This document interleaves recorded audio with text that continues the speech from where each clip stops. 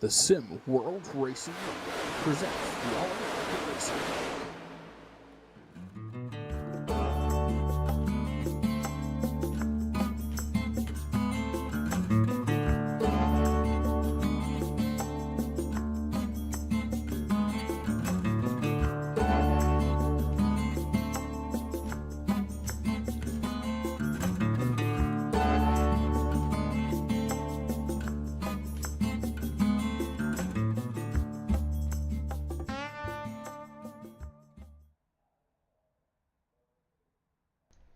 Good evening, race fans, and welcome to the heart of NASCAR country, Concord, North Carolina, for tonight's 600-mile, 400-lap event, the GamerTube Elite 600. Live on the Sim World Racing Network, you're tuned in to the All-American Racing League Cup Series. My name is Nathan Christensen, the voice of the Cup Series here on the Sim World Racing Network. And that's right, folks, full distance racing tonight, 600 miles around the 1.5 mile Charlotte Motor Speedway. Glad you could join us for race number 14 in the 2024 season. Bring up some qualifying times on track right now there on the left hand side of your screen. You can see the cars as they run here. 2.5 minutes to go in qualifying for this event. Lots of cars on track. We'll see if we can take a look here. It was Alan Bledsoe, two-time winner on the year out there. Turns 1 and 2 on what appears to be his first lap as he's out there on track. James Nelson just went to the top of the scoring pylon. Kenneth Pack halfway down the back straightaway on his second of 2 laps, looking to better his current starting position of 9th. Michael Boone out there in the Dallas Stars Camaro, looking to also move up the chart as he currently sits in 12th.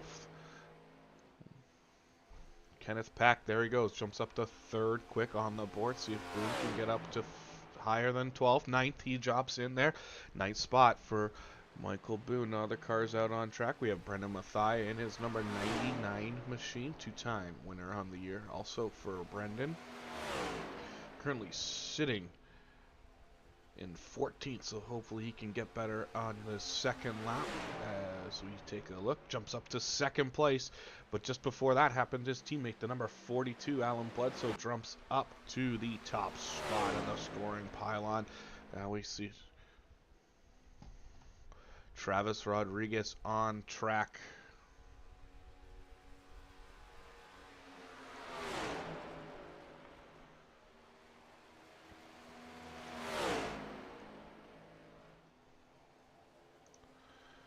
Comes back across the line, completes his second lap, see if he can prove any up to 8th place for Travis.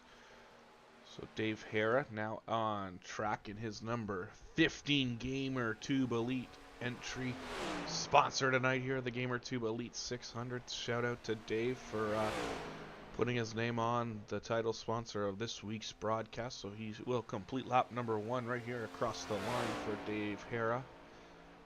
He will be 15th quick after lap number 1. Chad Snyder there just jumped up on his second lap to 12th starting spot. So Chad Snyder on the 12th place right now as Dave down the back straightaway for the final time as he works through turns 3 and 4 with about 15 seconds left. Hopefully he can make it back across the line, make this one count. Looking to improve on his 16th starting spot. Able to do it up to 11th for Dave on lap number 2. So as the time runs out on qualifying, there is your top 18 cars that made a qualifying attempt tonight, and we get set to go for 400 laps here at the Charlotte Motor Speedway, the GamerTube Elite 600. We'll be right back to get the starting lineup set for you right after this.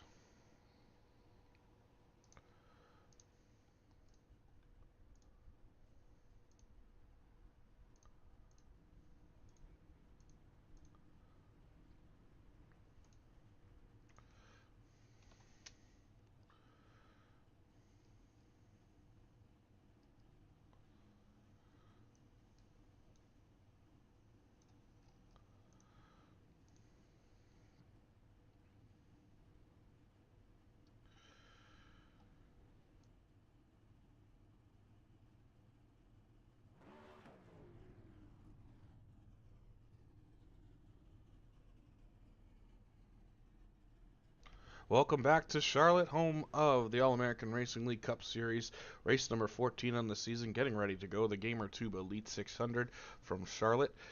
We are almost set to roll the field off of pit road and get this pace lap started before we go 400 laps around the Charlotte Motor Speedway. The field is all gridded up on the front straightaway. There you can see them. There's the starting lineup as we will get you through this. Alan Bledsoe and Brendan Mathia will go off from row number 1. James Nelson and Patrick McQuaid from row number 2. Kenneth Pack and Greg Barnett go in row number 3. Jim Hubble out of California and Travis Rodriguez roll out of row number 4. Row number 5 will see Curtis Sabaran and David Lerfano start there. Row 11, Dave Hara and Michael Kurdzielek. Row number 7, we'll see Chad Snyder and Michael Boone go off from that row. Riley Hoots and Tyrone Yo in row number 8. Gregory Robinson and Larry Garnes from row number 9. And on the back row, starting shotgun on the field this week, will be Kelly Thomas in the number 28 Haviland machine.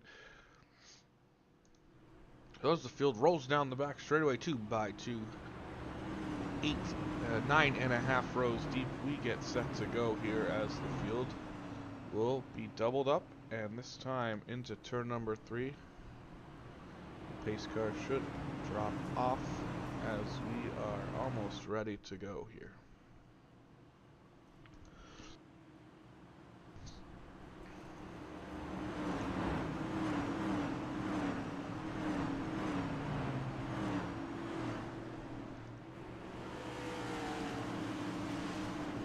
The field in the control of the 42 of Alan Bledsoe rolls into the Geico restart zone, and we get set for 400 laps at Charlotte. Green is out and we are racing in the Gamer Tube Elite 600. Brendan Mathia gets a good run on the outside, able to drop down in front of Alan Bledsoe through 1 and 2. He's going to be the race leader as they enter the back straightaway for the first time at a turn 2.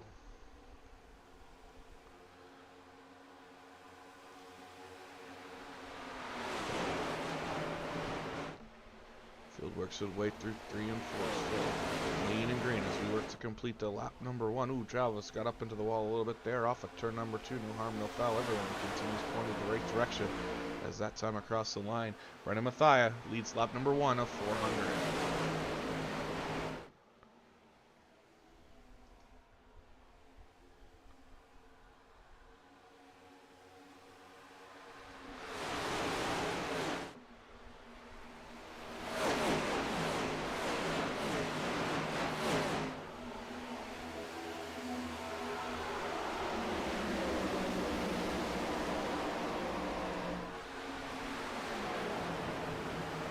To lead the way, Patrick McQuaid second, James Nelson third, Alan Bledsoe fourth, and a battle for 5th on the track between Greg Barnett and Travis Rodriguez, and Ken Pack right there, don't count him out either.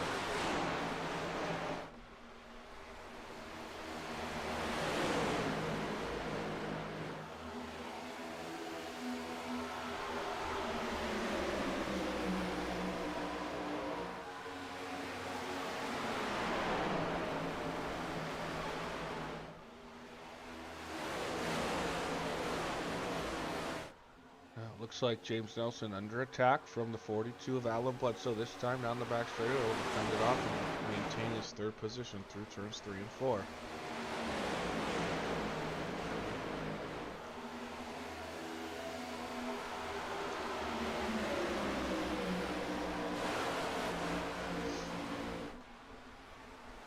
Two by 2 for the 6th and 7th spot. 5th and 6th spot, as that's the 79, and Bledsoe in the 42. Looks like Bledsoe's going a little backwards here on the start of this run.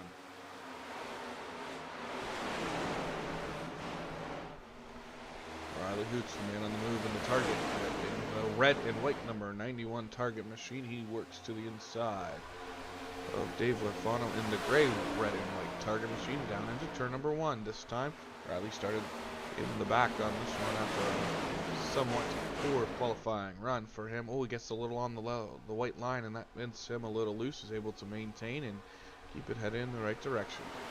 But that causes a little bobble, caused the 54 to be able to get by on the outside there, as well as now he's under attack from the 41 on the front straightaway.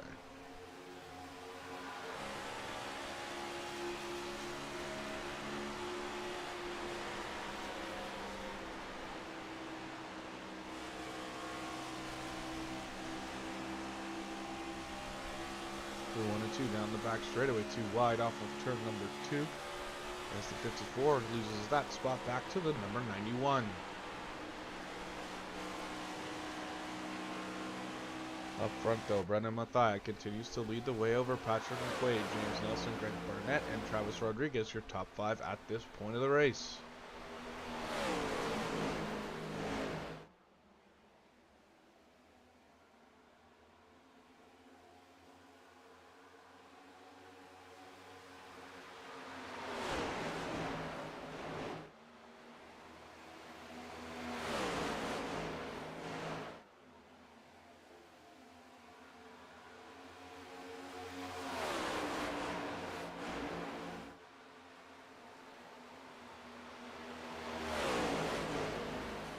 One thing I can tell you for sure, it's great to see Pat McQuaid back out there with us running here on Tuesday nights, a long-time league regular.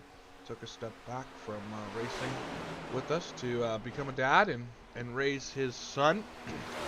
Family comes first here in the SimWorld Racing Network family, and he has been raising his son along with his wife, and is glad he's back out there on the track in that number 77 Muffler Man machine. Always a fierce competitor out there on the track when he is out there with us. Take a look at Pat behind the wheel as he works his number 77 down into turns 3 and 4.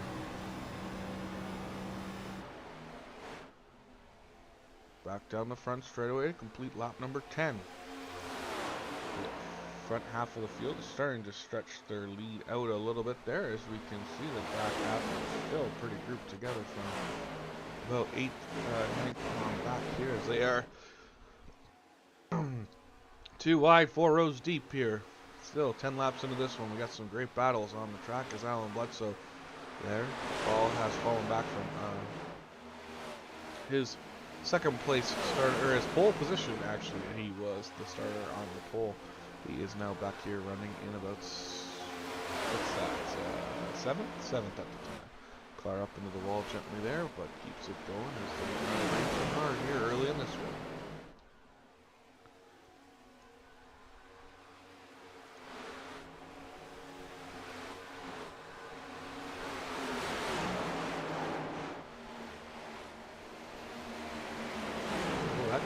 Close there, but everyone able to keep it straight and avoid any contact there as the number 3 of Robinson gets under the 15 of Hubble. Here comes the 15 of GamerTube Elite Channel owner Dave Hara.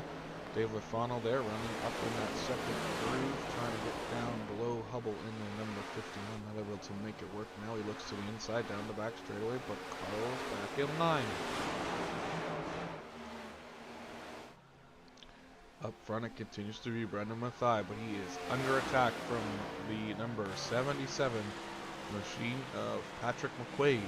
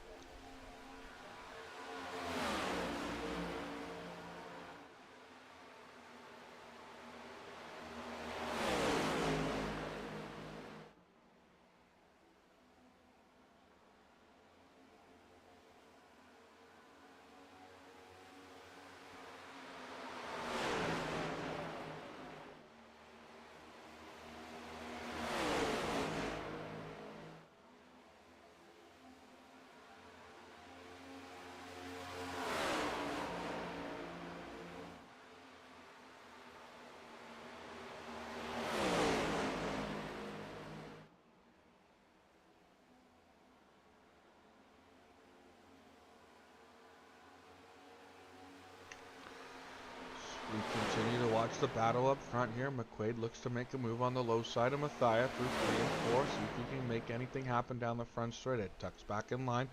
Not yet ready and able to make that move.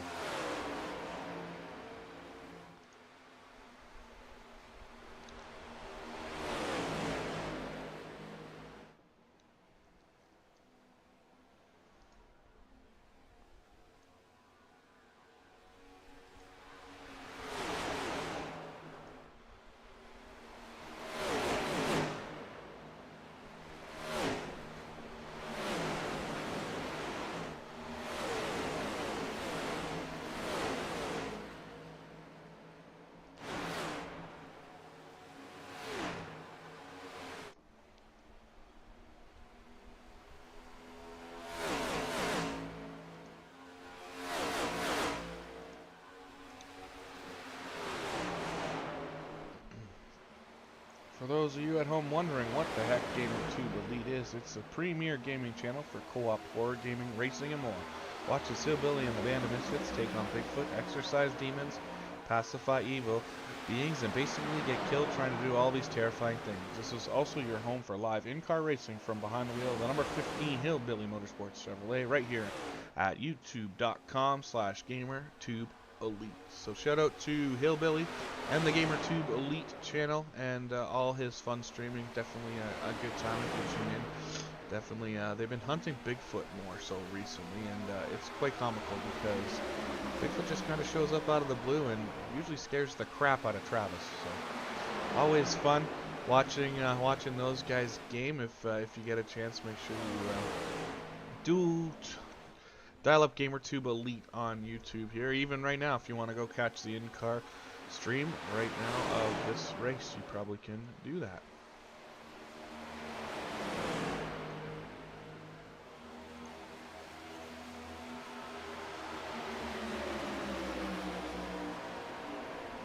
As we got a pass on track for second, and Greg Barnett looks to the inside of Pat McQuaid here out of turn number 2 onto the back straightaway. He's going to make that pass.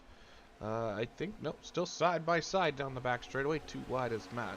Pat used a bit of top side momentum to keep the speed up, and Greg's not able to get that past him there in that Night Owl So's number 38. Sweet looking ride this week for him. Definitely a good battle developing. So we'll go back to attack mode on the bottom, see if you can get by. Ooh, pushes up a little through the middle. That lets back a good run off the top side of turn 2, able to slip by. And then now that drops back in line after making an attempt. Probably going to let those tires cool off a little before it makes a go at it again. Doesn't want to wear those tires out. 12 sets of extra tires is what I read in the pit notes for tonight's event. So 400 laps, 12 sets of tires. Tonight a little different, 3 stage breaks. Completion of lap 100, 200, and 300 will be the stage breaks, and then we will bring it home for the final 100 laps as we head towards the final distance of 600 miles or 400 laps around the 1.5 mile Charlotte Motor Speedway. Let's take a look a little further back in the pack as these guys are still going at it hot, heavy, and hairy as they work through turns 3 and 4. Still some great battles out there. And a little further back in the top 10.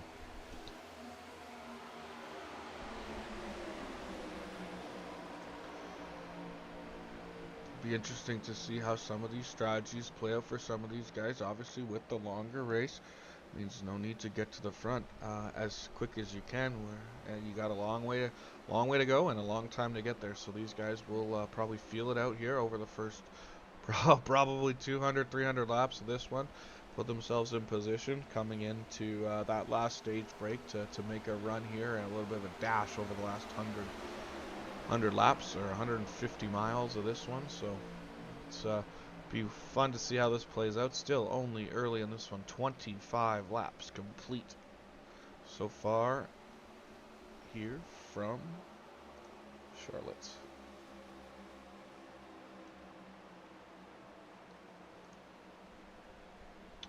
Like I mentioned, definitely some different paint jobs tonight. We can see one of those on the Gregory Robinson number 3 here. Bass Pro Shops Military saves 10% machine as he heads down the front straightaway. A little red, white, and blue patriotic feel to it for the race The Gamer Tube Elite 600, which is in real time, is usually held on Memorial Day weekend. So shout out to Greg Robinson for a themed paint. Another one we know out there with the red, white, and blue theme. The Memorial Day paint job on the big old number 2 Tyrone Yo sporting his Memorial Day theme again in line with the usual weekend that these guys run the big time Coke 600. But a few weeks early here for the Gamer Tube Elite, but we're still doing 600 miles. Let's see the Big Eagle. I would be terrified to pull up on the back of Tyrone. That is frightening, I gotta tell you. As back up front, though, Mathia has opened up a gap of almost 0.8 of a second over Patrick McQuaid here on number 28 as they work their way back through the tri-oval.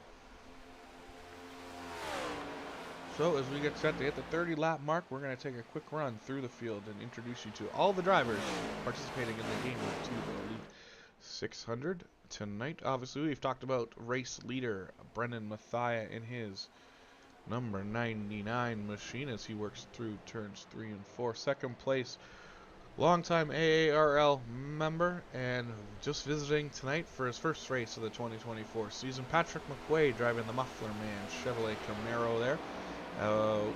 Works his way back down into turn 1 and 2. Behind him, running in third, as we mentioned earlier tonight, Owl So's number 38, Greg Barnett, driving that sweet looking machine. New paint job for him this week. Usually got Speed Society on the side of that one.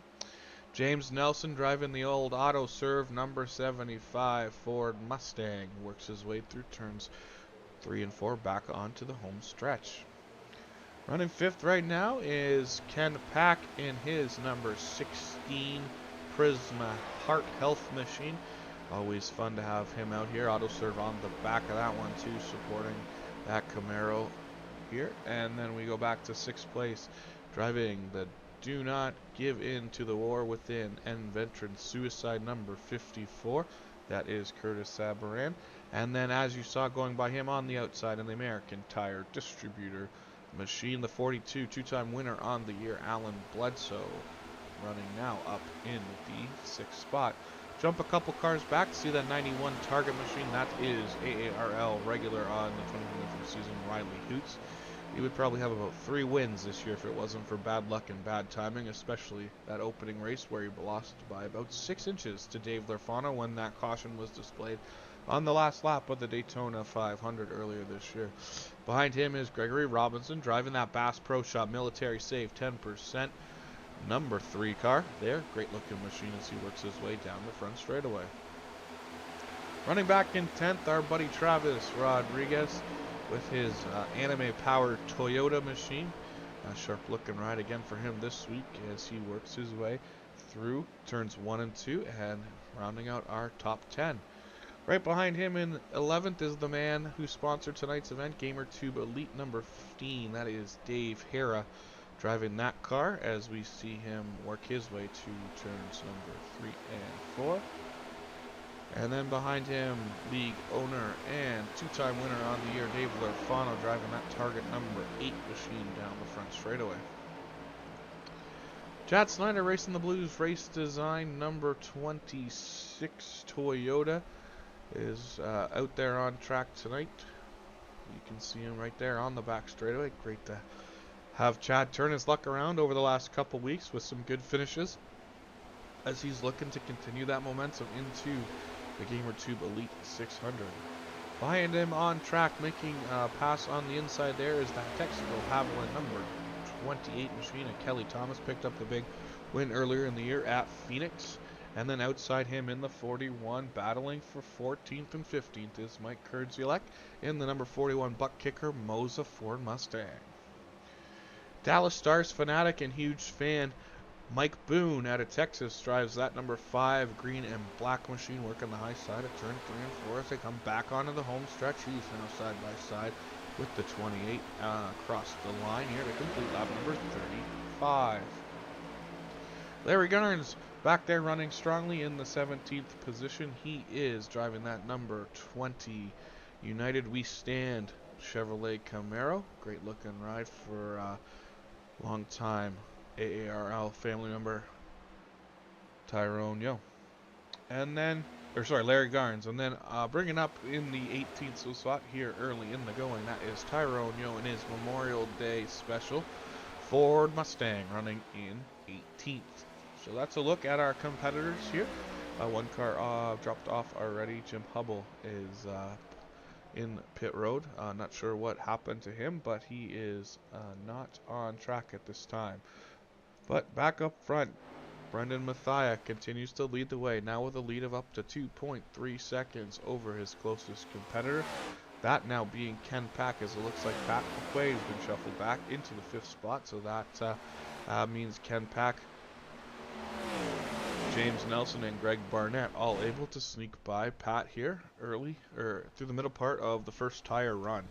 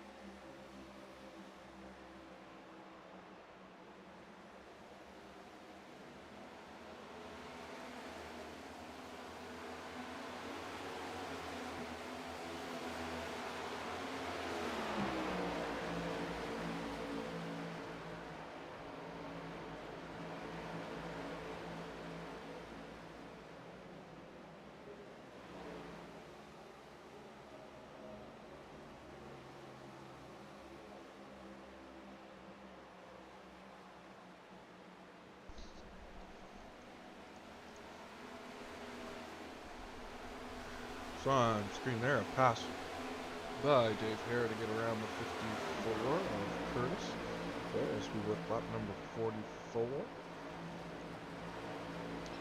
And we are starting to see a few pit stops. Looks like Chad Snyder has made his way down pit road at this early in this one.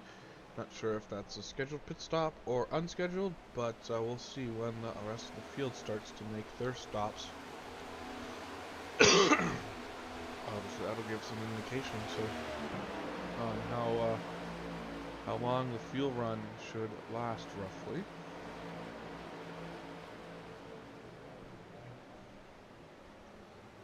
So back up front though, it continues to be Brendan Mathia with a 2.5 second lead now over his closest competitor, Ken Pack, running in second. James Nelson, Patrick McQuaid able to get back around Greg Barnett to get back to fourth, and Greg Barnett now holds the 5th place spot.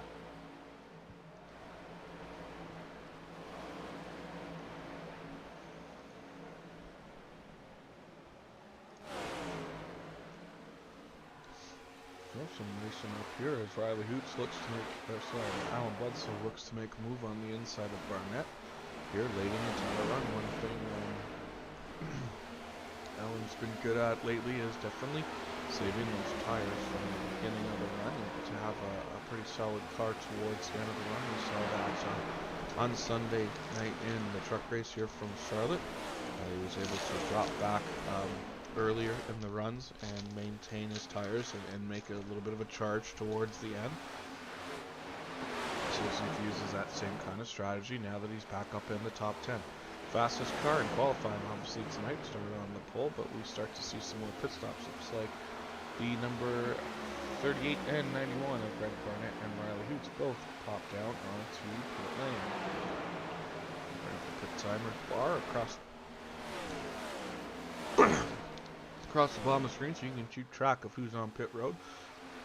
The first number is their position, then their initials, then we have total time on pit road, where it says pit currently, that it will be their time of their pit stop, and then usually any 4-tire and fuel pit stop is usually roughly 15 seconds, anywhere from 13 and a half to 15 seconds. So there you can see some 4-tire stops, a little slower on the Barnett stop. 15.2 for Hoots. Some more guys are on pit road. Curtis Salvayan on pit road, and then Greg Robinson, Tyrone Yo down on pit road. Everyone making their way down to pit road to get their first set of fresh tires and a full tank of that sweet Sunoco race fuel that these cars need to get around here.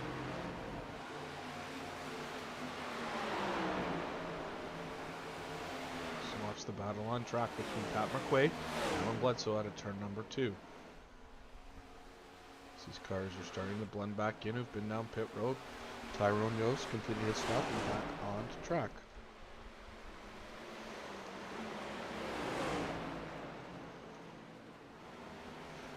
Here we go, a bunch of cars heading down pit road. Here as we will bring up the pit road cam. As we can see the cars headed to their pit stalls.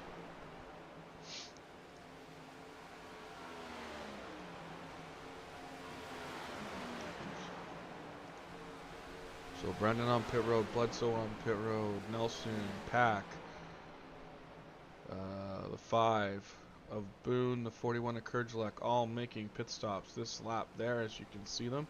As here come some of the cars that stayed out on track in this one.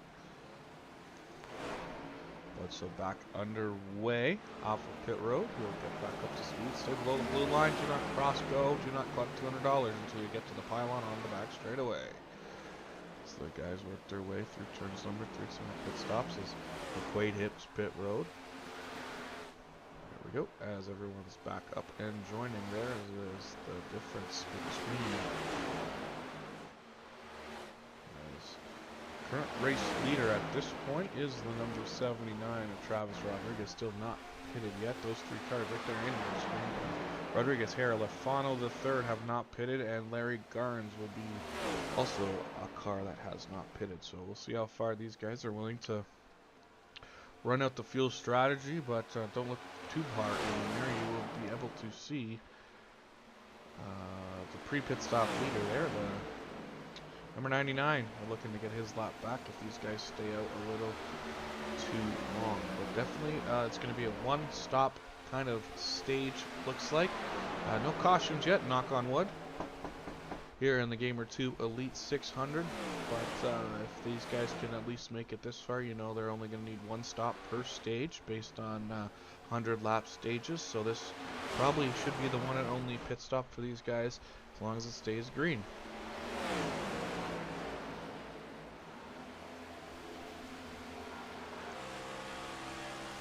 There you can see the Matthias 99 working on the inside of the Dave Lafon 8 as he looks to get his lap back. Here, a lot fresher tires, so he should definitely be a little bit quicker than all these guys, but now he's caught between the back of the 79 and the side of the 15, able to make that work as he slides to the inside, down the back straight, able to get back that onto the lead lap. These guys, I'm not sure when they're going to pit, but it should be coming anytime now. Take a quick look at the pit strategy chart here on the right. There you see, so 3 guys have gone 55 laps that time, and everyone else has already pitted there. You can see Hoots pitted at lap 47. Snyder pitted the earliest at lap number 42.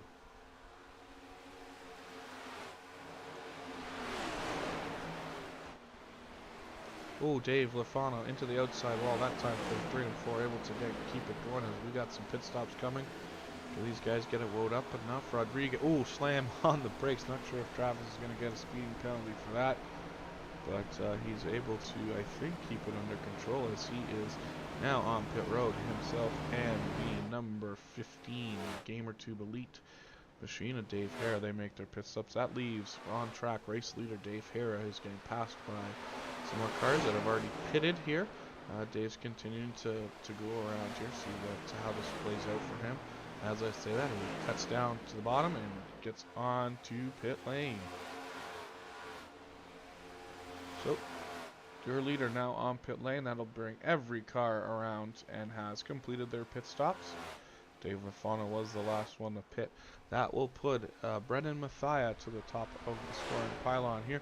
If he is able to make it back around before Dave gets his service done, more than likely will, as the pit stop is still ongoing as he now crosses the start-finish line and has taken back over the lead from Lafano, the 99, and Brendan Mathia back to the top of the scoring pylon.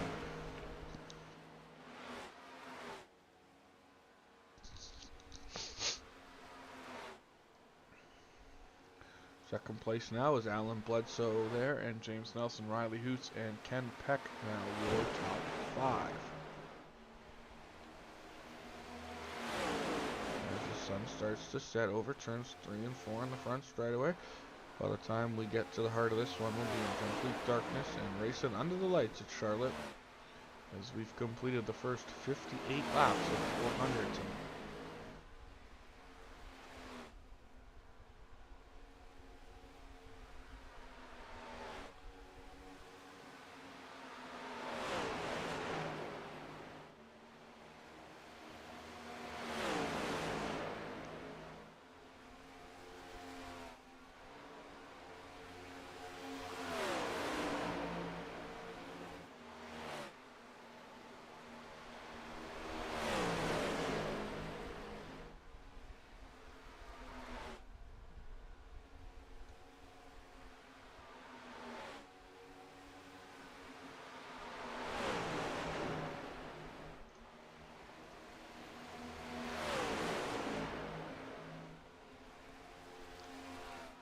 Look a little further back in the field here and see what's going on back here in 7th. As there is Greg Barnett, Curtis Sabine, and then we got Pat McQuaid. So McQuaid lost a couple spots there on that original pit stop there. Maybe a bit of trouble getting on and off the pit road, but we see Chad Snyder pitted earlier than most of these guys, so able to make up some, like I said, let's see here, this pit strategy. So we'll see Chad pitted on lap number 42, so he definitely pitted the earliest out of all these guys. So those clean laps on those fresher tires able to bring him up to the top 10, running currently in the 9th spot. We'll see how that affects him over the long run, and it also makes me wonder if he can make it to the end without pitting again, pitting that early. Obviously, we saw Lafano go 57 laps with Lafano, 56 for Travis and Hillbilly. So we'll see how this plays out for Chad after stopping at lap number 42. Back here we got a gaggle of cars running in the 10th, 11th, 12th general area. There you see Travis Rodriguez.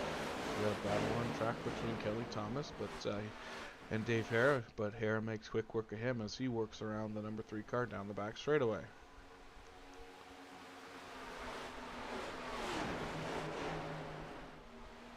The green flag pit stops have really stretched out the field, as you can see there on the top right hand side of your screen. The track map indicates where the leader is there. He is the number 1 circle, and then all the way back to 12th is almost half lap down at this point after 63 laps, 64 laps, and a pit stop sequence.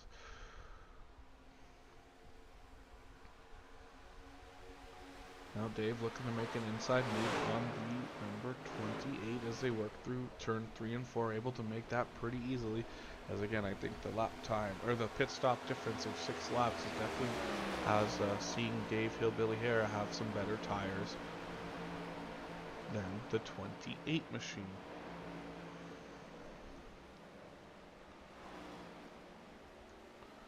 Well, we got a quick second here. We're going to quickly take a look at the All-American Racing League Cup Series point standings. See if we can bring them up. So after last week's non-points event, they haven't changed obviously since we updated them last, but Larry Stubblefield unable to join us here in the earlier start time. He will miss tonight's event, so Larry Stubblefield leads the points though and is locked into the playoffs with his 4 wins on the season. Alan Bledsoe, Dave Lefano, James Nelson, and Michael Kurdzielek in the top 5. Dave Hara, Brendan Mathia, Travis Rodriguez, Ken Pack, and Greg Barnett are 6th through 10th. Curtis Silberand, Riley Hoots, Chad Snyder, Tyrone Yo, and Cameron Harris, and Kelly Thomas hanging in right there. So Cam, right now Cam sits outside the points there, and as those 2 guys below him with the red lines indicate race wins, so they are unfortunately in the playoffs, and Cam is sitting on the outside, and with him not here tonight, fortunately not going to do any help to his point standings. So Kelly Thomas, Kyle Purcell, Larry Garnes back there through 18th. Then we got Tommy Osborne, Michael Boone, Greg Robinson, Charles Dickey, Sean Horlander, Ben Campbell, Adam Anderson, Jason Batby, Josh Hetrick, myself after running Daytona, Jim Hubble, Michael Bolsver, Tyler Nelson, and John May are 32 cars who have participated in our points paying events so far this year. But we'll keep an eye on the field here as we find Brendan Mathia back down on track as he works his way through turns 1 and 2 and onto the back straightaway. Continues to lead 2.93 seconds over his closest competitor. Second through fifth though, all nose to tail through turns number 3 and 4 back onto the tri-oval.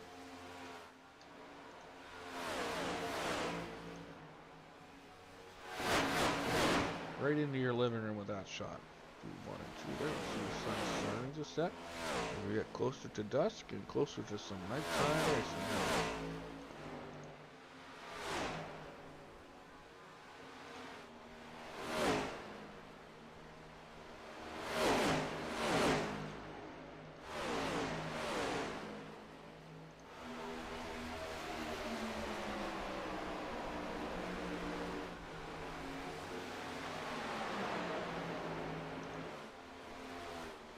Battle here will fade in pack 14th, 15th, and 16th here on your screen.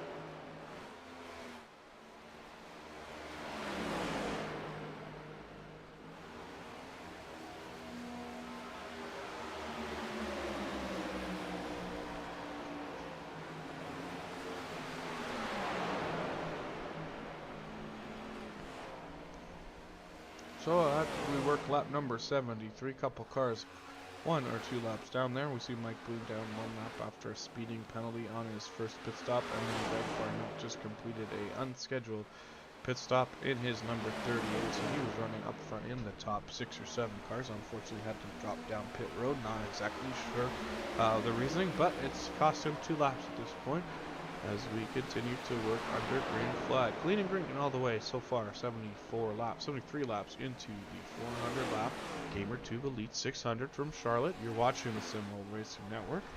Thanks for tuning in on a Tuesday night, May 7th. Obviously a little earlier start time tonight with the extra distance added on, so we'll hopefully won't keep you up too late, and hopefully you can join and stick around for the full duration of tonight's event. Up front though continues to be Brendan Mathia as he starts to track down Cars at the tail end of the lead lap, not far in front of him, are the Boo machine, Tyrone, and I believe that is the Barnett machine, all running right in front of Brendan here on lap 75. So 3/4 of the way through stage number 1 in this one. Been a couple of leaders through the pit stop cycle. Mathia led. We had a bit of Travis Rodriguez leading this one, and then we saw Dave Lafano take his turn before coming down pit road to complete the full pit stop cycle. The QFLR race roof cam giving us a great shot as we ride on board with the number 99 as he tracks down Tyrone Hill there. In front of him, he is the last car on the lead lap currently, as he is about to potentially lose a lap to the leader.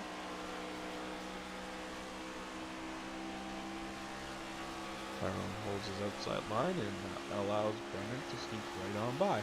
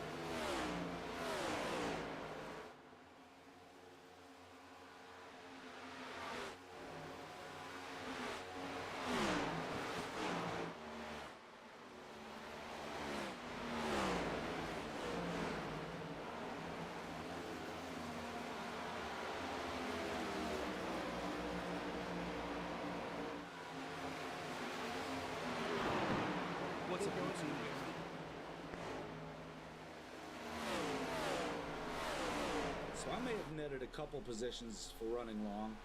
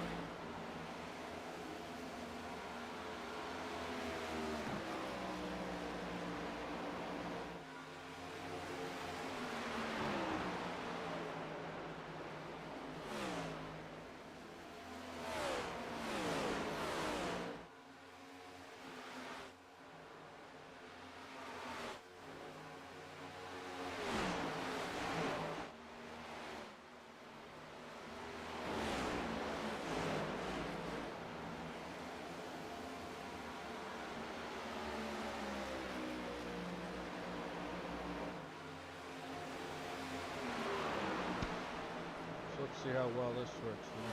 But side by side with Dave on track with the car going here. See, watch what he's doing, and then we'll see on track. So a little bit of difference in situation and ride on track.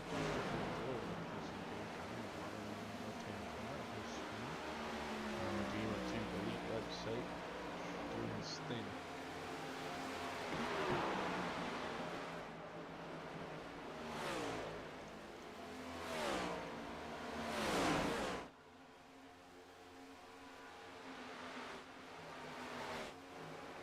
So we'll go back to the full race screen here. We tried that out, looked pretty cool. Let's see if we can do it again later in the race. Maybe, maybe not. We'll see how the computer handles it. Obviously, a lot of information having two live streams. But here we got a battle on track. Four-car battle going on between Lefano Rodriguez, looks like Strider and Sabaran here around the 91 lap mark. So getting close to the end of stage number 1 for sure.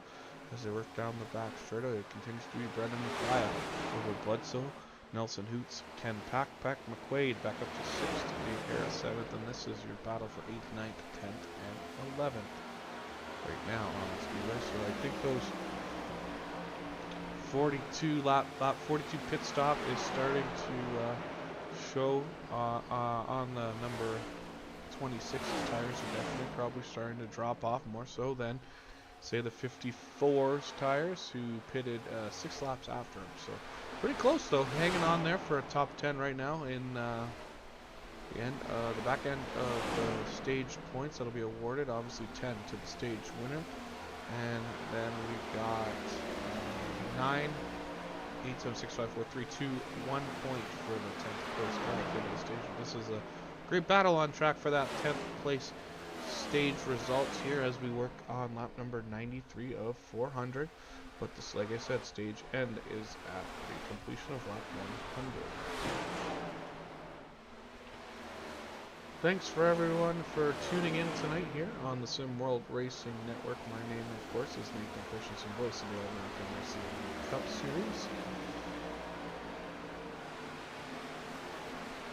as we get set to end stage number 1 here in just a matter of 6 laps. We'll see the end of stage number 1 here as they start to work over some lap traffic here. Tyrone Newman, that beautiful Memorial Day number 2 car will concede the inside line for Chad too, so he's able to hold on to that 10th spot, but looks like Faunus trying to close the gap here on that car in front of him, which is Hillbilly Hera, as we work through turn 1 and 2 on the roof cam of Dave Lafano.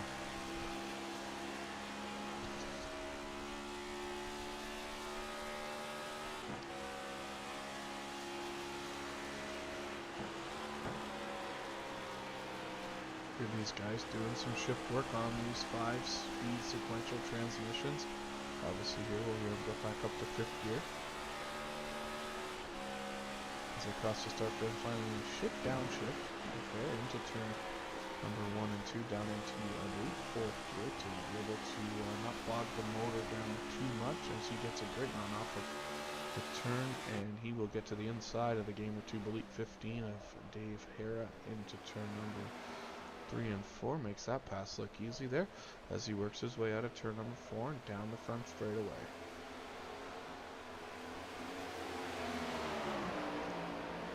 Up front though continues to be Brendan Mathai in his number 99 machine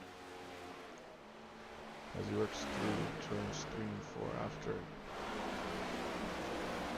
the front straightaway. That's going to be the completion of lap 97, so just a few laps to go before the end of stage number 1.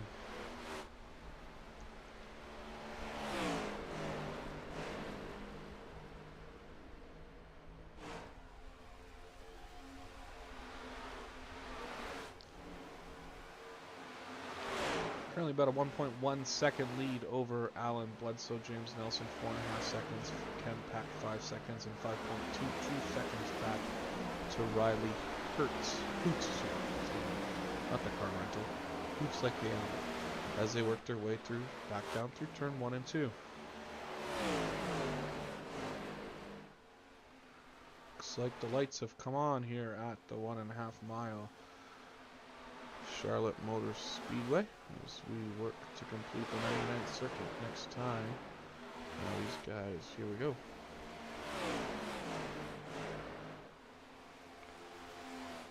As we start lap 100, look for the green and checkered flag to be displayed at the completion of this lap. After the top 5 cross the line, that is usually when the caution will be displayed to end stage number 1, so we'll keep an eye here on Riley Hughes. He is currently the 5th car on track.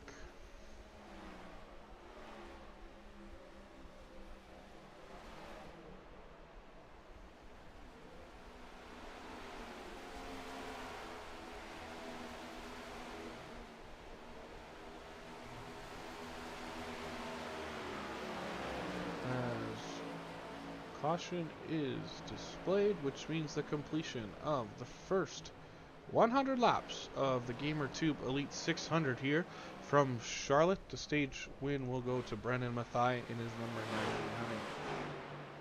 Second will be Alan Bledsoe, James Nelson, Ken Pack, Riley Hoots. 2 through 5.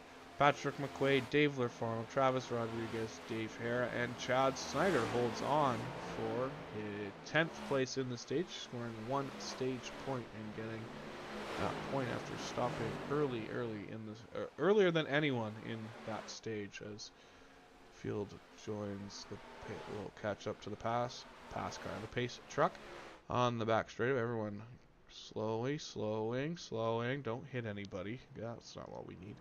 Made it all this time without any incidents, and then people start running into each other under caution. But we will see the first set of second pit stop of the night for most of these competitors, as they are coming now out of turn number 4, as they will hit pit road here shortly. There's the running order on the left-hand side of your screen. We'll go to the pit lane cam. You can see all the cars except the lap cars head on down pit road.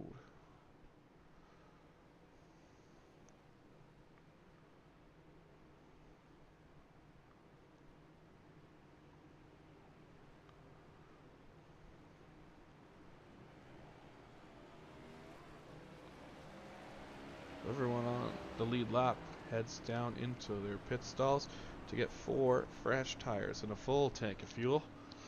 Looks like Tyrone will be the recipient of the free pass award on this caution as he is making his way around the field. So the race off of pit road won by the 99, the 42, the 75, and the 16 will be your top 5 here as we see the rest of the field completing their pit stops.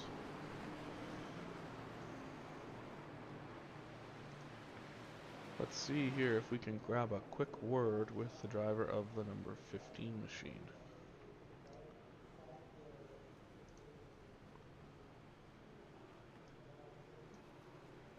Hey Dave, it's Nathan up in the booth. You got a copy? Oops. Hey Dave, it's Nathan up in the booth. You got a copy?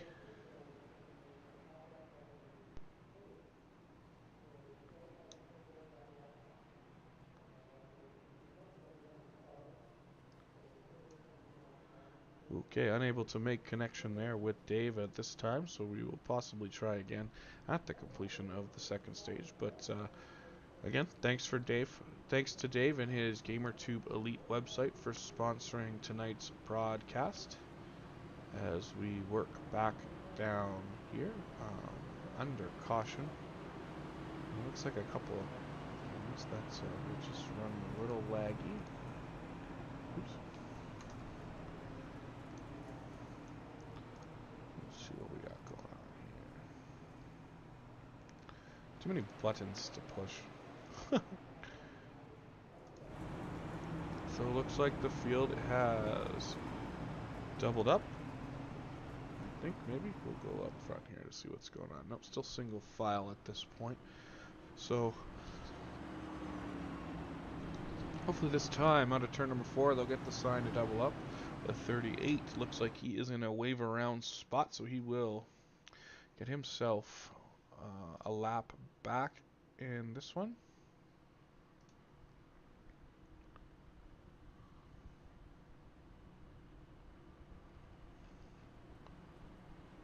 Now we're down the back straightaway.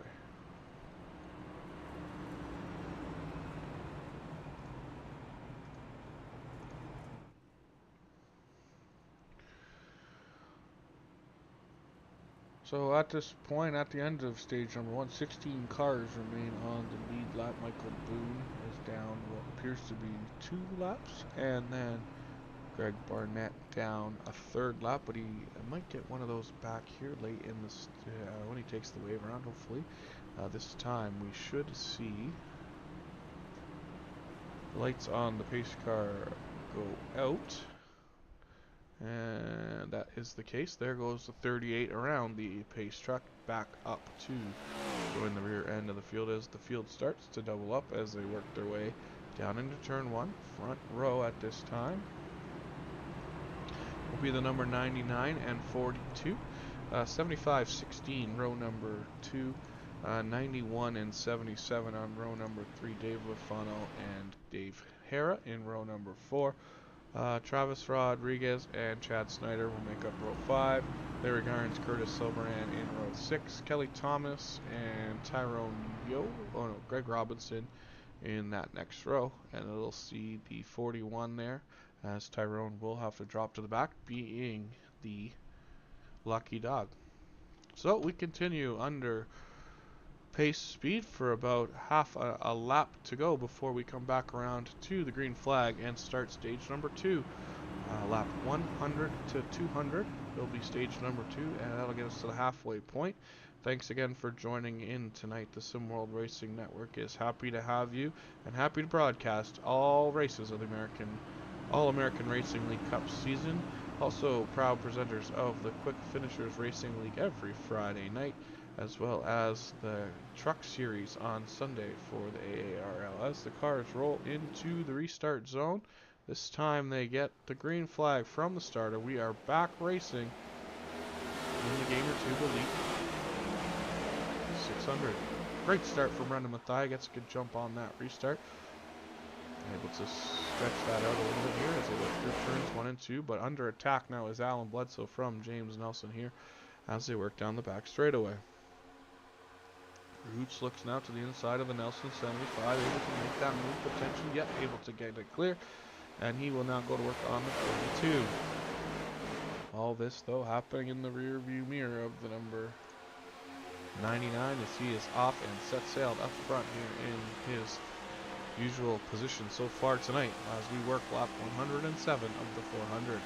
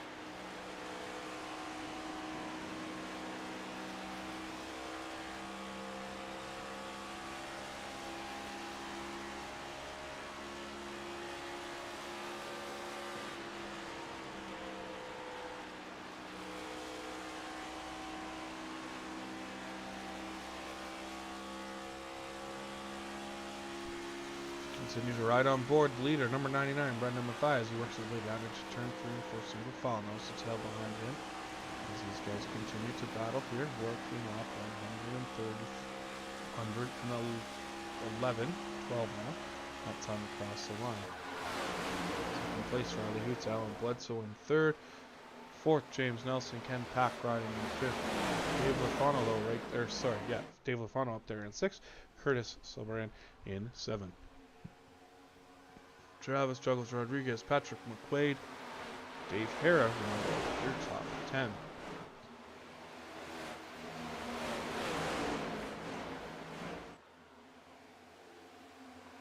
Big time loose for the 91, that time off at turn number 4. That definitely opened the door for the 75, maybe the 42 to sneak on through there. Back and see if we can take a look there at that one, see what happened there coming off. So didn't go back far enough, but you can see the pass there for second as the 75 gets by the number 91. To the racing conditions they are. Battle is on.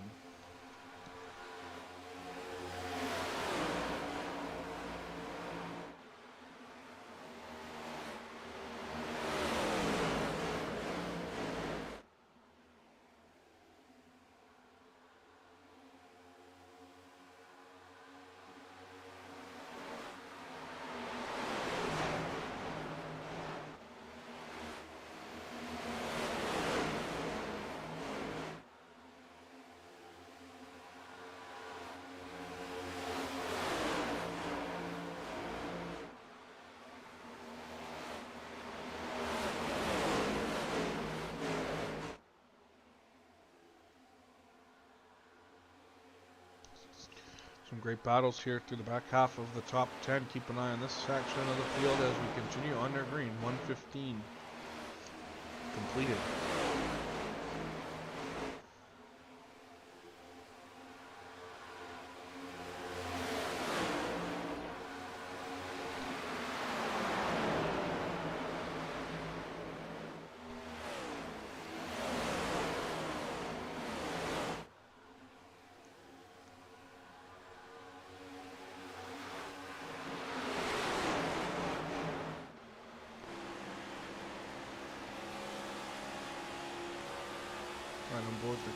our roof cam on top of that target number 8 machine as they work down the front straightaway, keeping an eye on all these guys battling up ahead of Dave.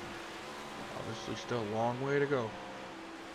Only a quarter of the way through this one, so you don't want to put yourself in a bad situation quite yet, or a situation that may not work out in your favor quite yet, as that would not result in a good thing.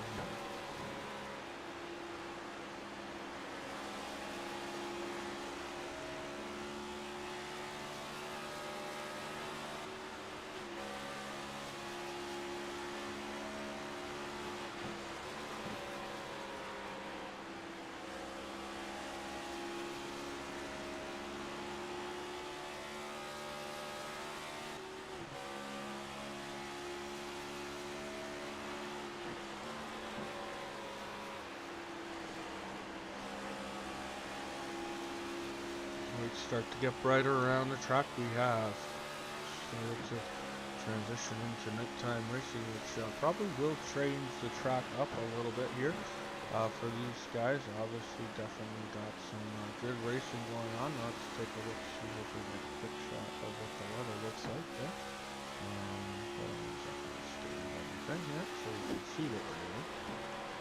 There you go. 10-mile-an-hour gusty winds, 70 degrees Fahrenheit is the ambient temperature, 89% humidity, partially cloudy, and a 75-degree temperature. So we'll keep an eye on that as the race develops, see how that track temperature changes as we work through tonight's event. Time on the sim is about 8:30 it says, so very similar to what we are experiencing here on the East Coast, right? As hopefully you are enjoying the broadcast here alongside us. As we work through turns 3 and 4. Oh, doubles into the wall a bit there off of turn number 4. So Dave's able to get a good run on him and make a pass, and it looks to bring him going in back bumper 3-2. Open the door. Every time. So drops back in the line behind the Hillbilly 15. Continues single file. Up here we got the 15. Sorry, the 91 and this 54 right back in. Let's say 42 now, looking to get in this. Don't count him out. He's still right in the thick of it here on the middle part of this one where we work on.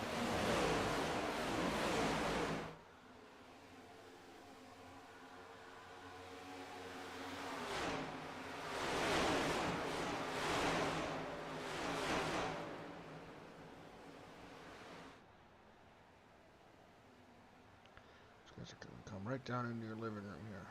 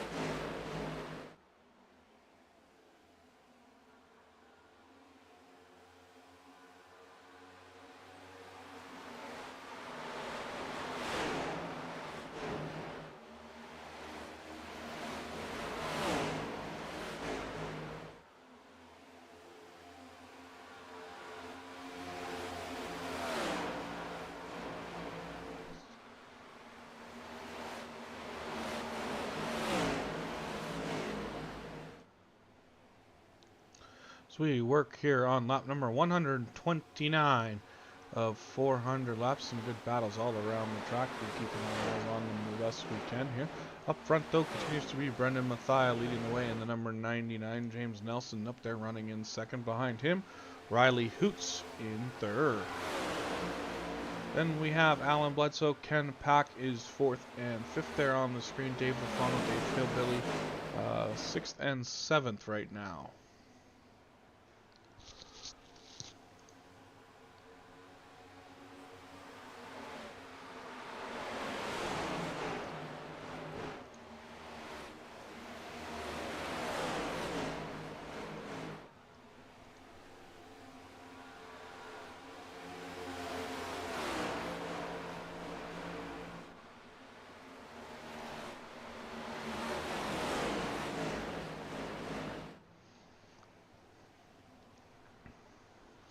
We work towards the completion of stage number 2. Roughly 60 laps to go. 70 laps to go. Math isn't mathing on that one. 70 laps to go here in stage number 2 of the GamerTube Elite 600. And what I can tell you, if you're interested, the GamerTube Elite is a premier gaming channel for co-op horror gaming, racing, and more. Watch as Hillbilly and the Band of Misfits take on Bigfoot, exorcise demons, pacify evil beings, and basically get killed trying to do all these terrifying things. This is also your home for live in-car racing from behind the wheel of the number 15 Hillbilly Motorsports Chevrolet right here at youtube.com/GamerTubeElite. So GamerTube Elite 600 brought to you by the Hillbilly YouTube channel. Great to have him sponsoring tonight's event. I really appreciate it as we bring you live broadcasts every Tuesday night of the All-American Racing League Cup Series here. 2024 season, race number 14 on the year. 15 last race. 14 was last week, non-points event, but so 14th points paying event of the season here for this one so far here in 2024 as we continue to watch this top I guess what's that, 2nd to 7th here battle on track as they are looking to hold their own here as we work our way through this 600-mile 400-lap event.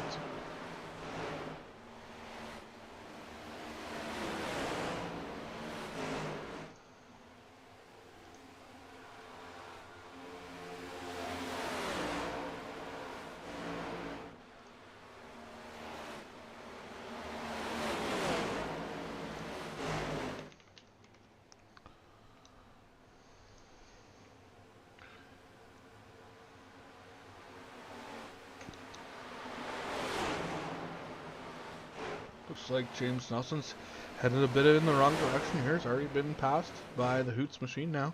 Under attack from Bledsoe in the 42 with Dave LaFano right there on his outside as they work down through the tri-oval into turn number 1.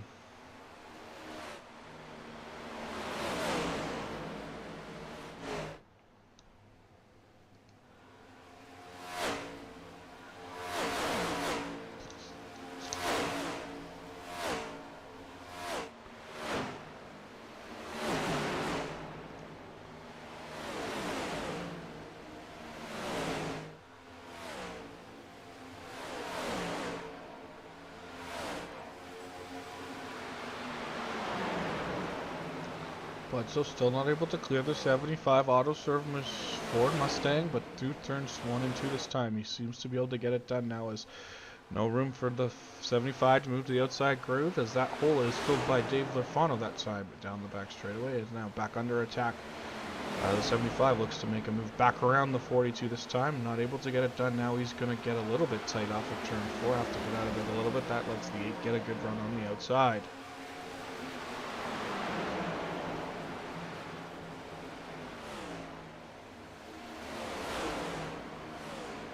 Side-by-side racing out of these particular group of drivers as we work lap number 138, halfway through stage number 2 almost here. For this one, remember, 3 stages tonight. Completion of lap 100, 200, and 300, and then we'll bring it on home for the last 99 laps. Will get us to the completion of this one, lap 400, around this 1.5 mile Charlotte Motor Speedway in the heart of NASCAR country, Concord, North Carolina.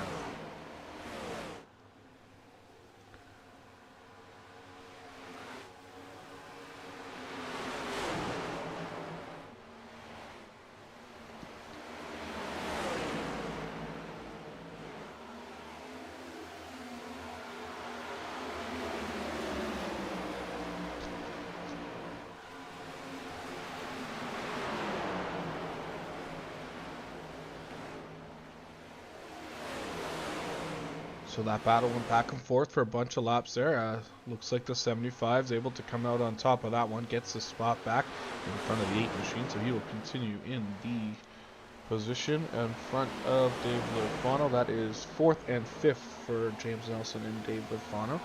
We got a battle between Hillbilly and Ken Pack back there for a couple positions further back. Through 1 and 2, looks like Hillbilly's going to get a good run on the bottom. Is able to close the door on corner entry, not quite as the 16 able to power back by him on the corner exit down the back straightaway. So give that spot back to Ken Pack.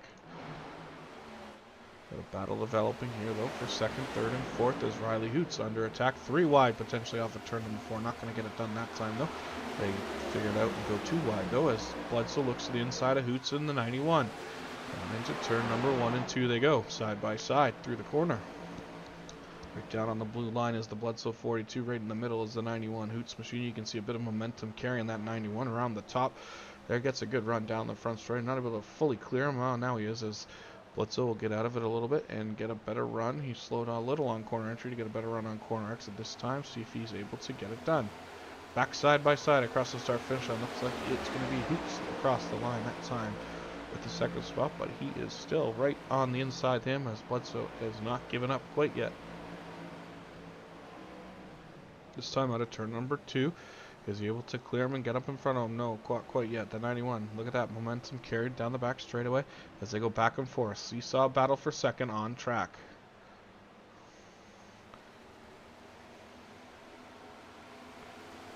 Great action here on lap 144 with the Gamer 2 Elite 600. Again, side by side across the line. Can Bledsoe get him this time in 1 and 2? 91 really holding the Bledsoe machine down there on the bottom line, not giving him any room to drift up to use the full racetrack on corner exit, and that's really snuffing that run out on the exit of the corner, but he doesn't give up yet. That time he gets a little tight through the middle. He's going to have to come it back here, but look at the Nelson machine right on the back bumper, pushing that 42, willing him into that front spot ahead of him. Can he get it done? He's got a great run this time down the front straight, getting help from Nelson, pushing him into turn number 1 and 2. Looks like the 42's clear, and the battle's on between the 75 and the 91 this time. Out of turn number 2 we go, down the back straightaway.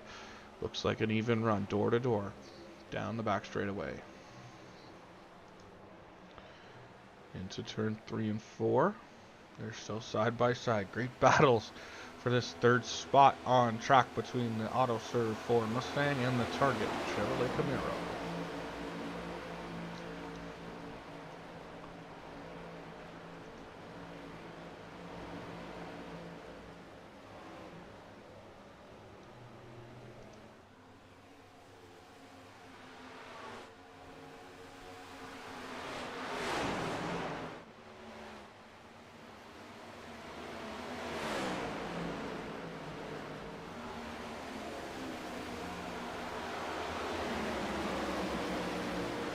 So 91 able to squeak out in front of the 75 this time as they continue now to run single file back down through turns 1 and 2.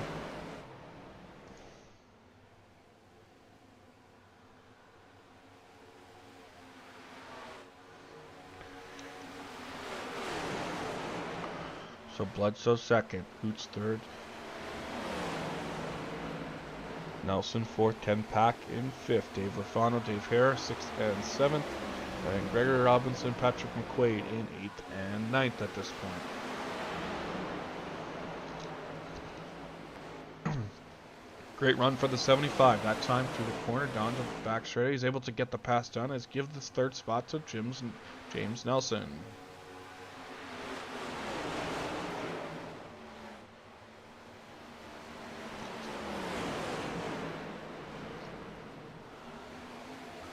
Oh, his pit stops are on the way. Riley Hoots drops himself down onto pit road as we got our first car on pit road in the second part, in for stage 2 pit stops. On board with the Hoots 91, pulls down in pit stop, so that means Brendan Mathia now is, well, still the leader, but now second place. Bledsoe, third is the 75 of Nelson, and then Pack and Lerfano now your top 5.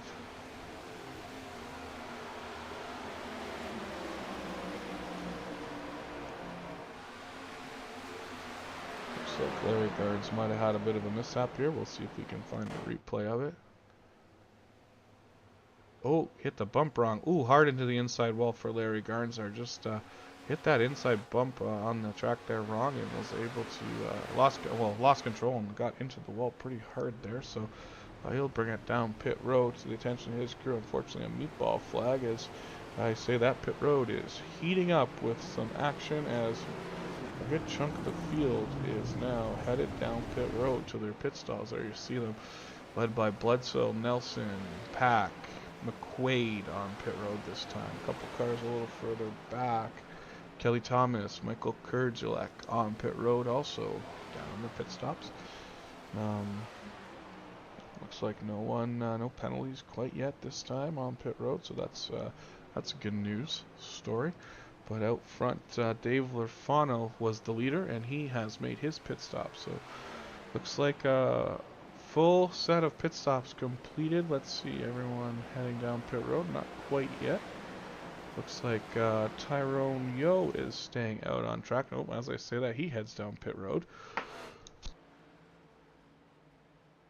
So not really a lot of different strategies this time on the pit stop sequence, as it is everyone headed down pit road within 2 or 3 laps of the first car that did. So Mathia will work his way off of turn number 4, look to regain the lead as he works down the front straightaway, passing the guys who are still on pit road there, regains the lead, and he goes back to the top of the scoring pylon.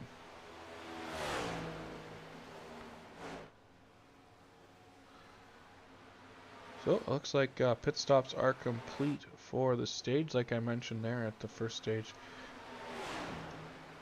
Should only take about 1 pit stop to get through everything, to get through the stage. So it looks like that everyone has completed that pit stop for stage number 2, and we are just working our way now towards the lap 1, the completion of lap 200. That is.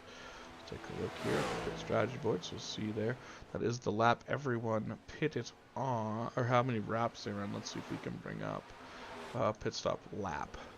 So hasn't quite developed. So everyone last in on lap 102, obviously under caution. And as we get through this run, we'll take a look at when the pit stops were, but they were pretty stint length. If we take a look at stint length, so yeah, there you go. Everyone pitted within 1 or 2 laps. Lerfano being the last one to pit, 49 laps since he last pit. So able to get the pit stop done. Everyone's been down pit road, and we are going to keep going here as we work our way towards the end of stage number 2 now.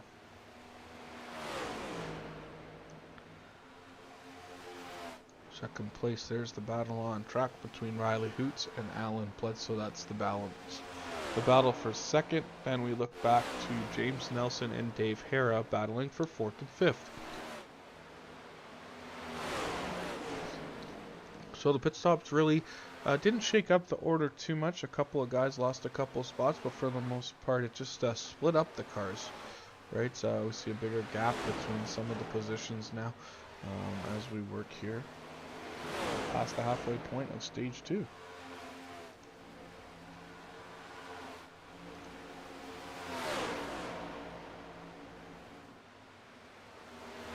Dave Hare looking to the inside of the 75 through turns 1 and 2 onto the back straightaway. Still able to hang on the top side is that 75. That's top line. You can carry so much momentum through the corner that it really makes you a good run off the corner and helps you maintain that position. But now he goes back to work on the back bumper of the number 75 out of turn number 4. Back to the inside through turns 1 and 2. See if he can make any hay this time as he gets a good runs deep into turn 1 and 2. But the 75 A little more conservative on entry. Able to get a good run off that auto serve machine. Jumps back ahead of the 15 Gamer Tube Elite machine of Dave Hara. Hara this time, he's going to go to the outside on the exit of turn number 4. See if he can use the high, wide, and handsome line through turns 1 and 2 to get it done. He's able to pass him at the line, but can he hold on to it through turns 1 and 2? Drives again pretty deep. He's going to cut down now in front of the 75 and take the air off the nose.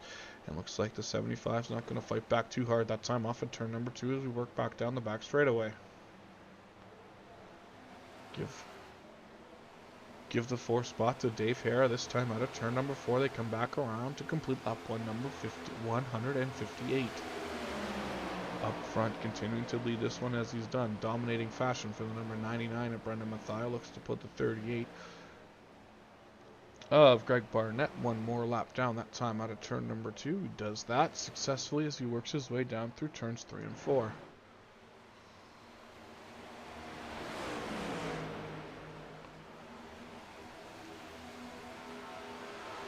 So at this part, in time, Barnett down 4 laps. Larry Garnes down 2 after his bit of a mishap coming off of pit road. We got Michael Boone also down 2, and Tyrone down 1 lap.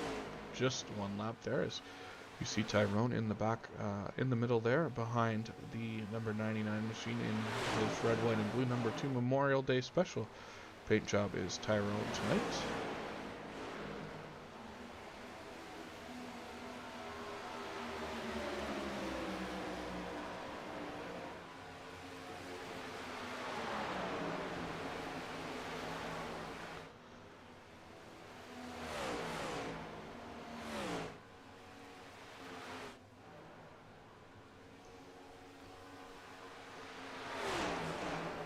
Take a look a little further back here. Keep an eye on back on this middle part of the end, back half of the top 5. There's Nelson able to get back around the 15 there while we were watching the leader up front. So now it's James Nelson in 4th, Dave Hara in 5th, and Ken Pack in 6th.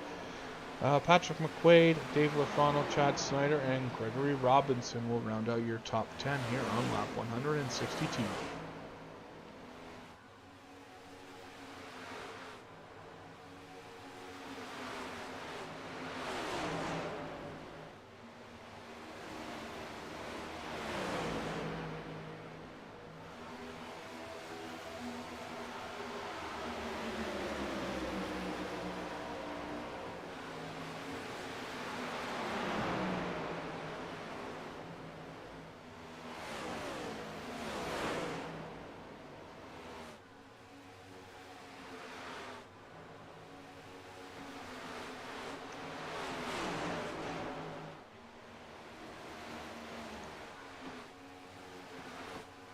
Another battle here on track, a little further back for 13th and 12th and 13th, that is, as we see Travis Rodriguez in 12th in front of Kelly Thomas and his number 28 Ford Mustang running in the 14th spot.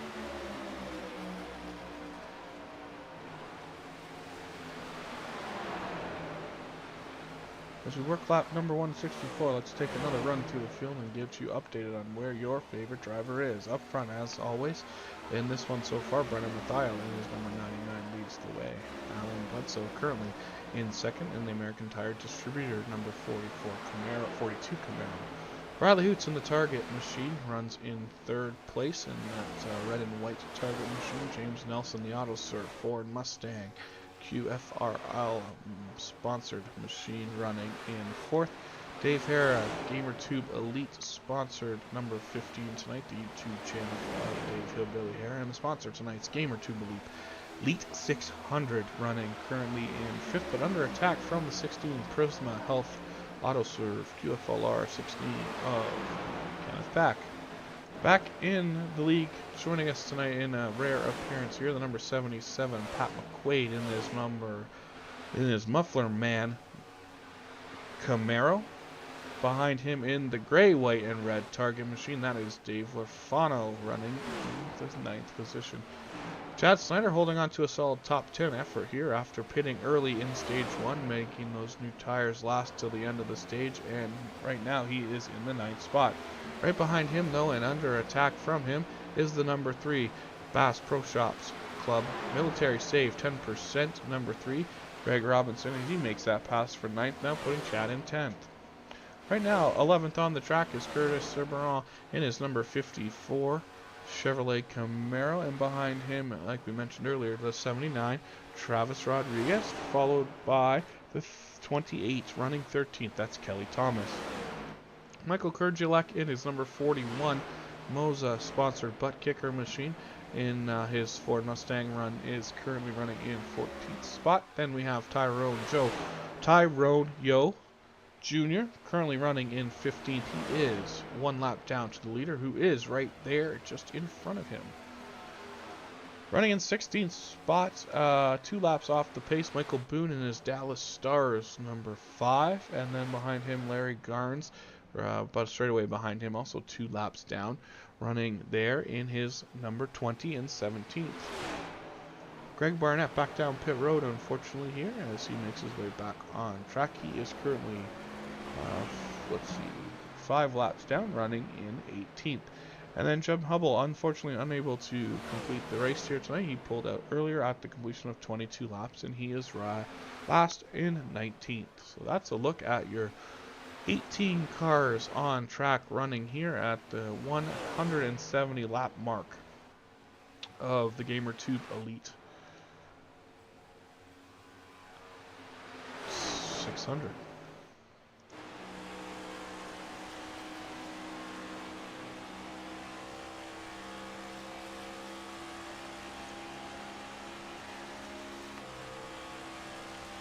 So it looks like these 3 drivers have juggled themselves a little further. Ken Pack's able to get by both Hillbilly and Nelson, as he's now up to 4th, putting Nelson in 5th and Hera in 6th. As I say that, Nelson works to the inside off of turn number 2. Nothing happening quite yet there, but he's got a good run down the back straight. Let's see if he tries to get him in turns 3 and 4. Right on board the GamerTube Elite spoiler cam. Good run for Nelson off of turn 4, so he was able to make anything of it down into turn 1. Nothing happening quite yet. Gets right up on the back bumper of the 16. Slow. He's a little slower on entry, which gives him a good run through the corner, but 16 still has the advantage, and that's going to have the 75 tucked back in behind him.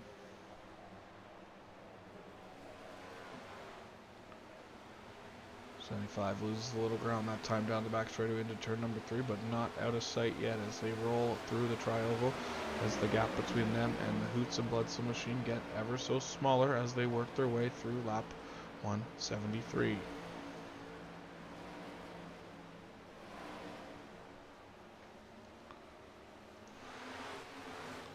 There's a distance between Hoots to Pack, and then Hillbilly back to McQuaid on that shot as they work their way down the back straightaway.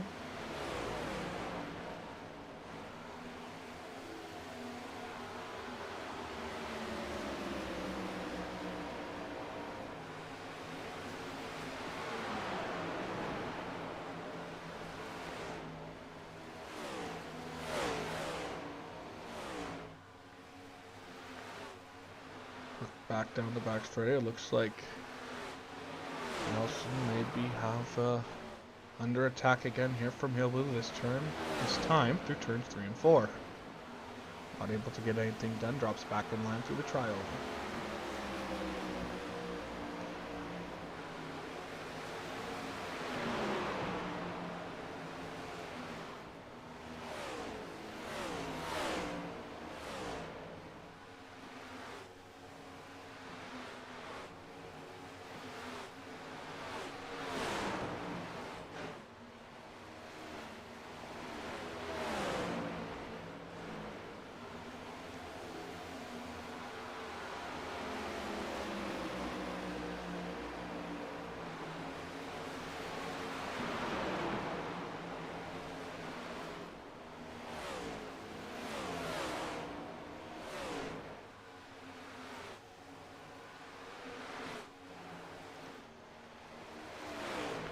Up front, Brendan Mathia continues to lead by 2.148 seconds that time across the start-finish line over Alan Bledsoe in the number 42 American Tire Distributors number 42 Camaro. Taking a look back here at third place, Riley Hoots, as he works his way off of turn number 2 down into the back straightaway there. And not far behind him is Ken Peck running in 4th. James Nelson 5th, Dave Harris 6th, and Patrick McQuaid in 7th.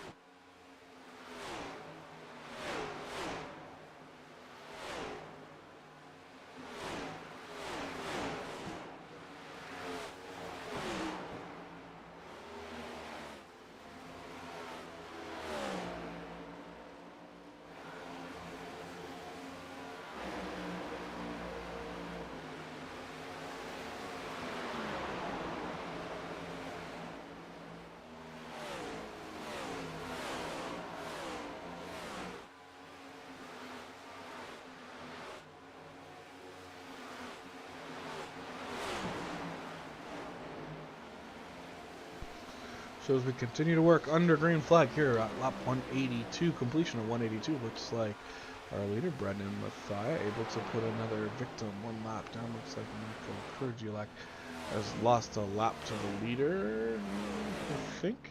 Could be wrong. Been known to happen. Oh yeah, he's back there behind Bledsoe. So the gap closes ever so slightly between the first and second place cars as Bledsoe looking to run down the 99 here over the last 17 laps of stage number 2.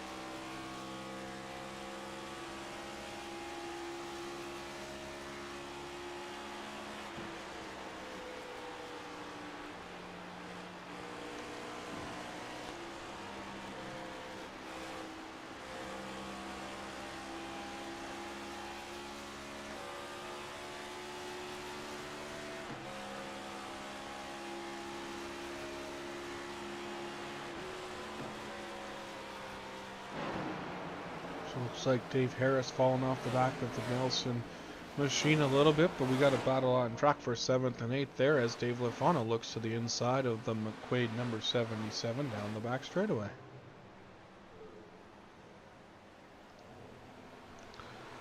Able to make that pass work there through turns 3 and 4 as we come around. These guys look to complete lap 188.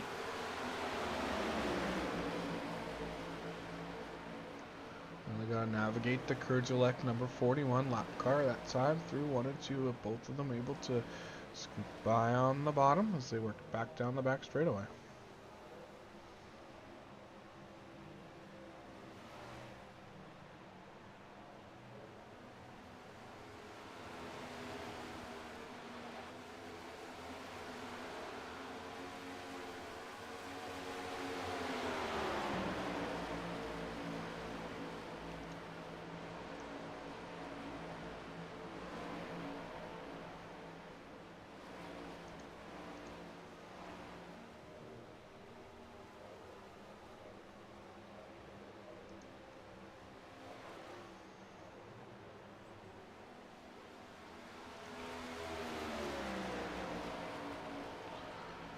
Back up front, looks like Bledsoe's whittled the lead down to about 0.4 of a second this time as we work lap 190. 10 laps to go before the completion of stage number 2 as they work down the back straightaway. There's the gap first to second this time.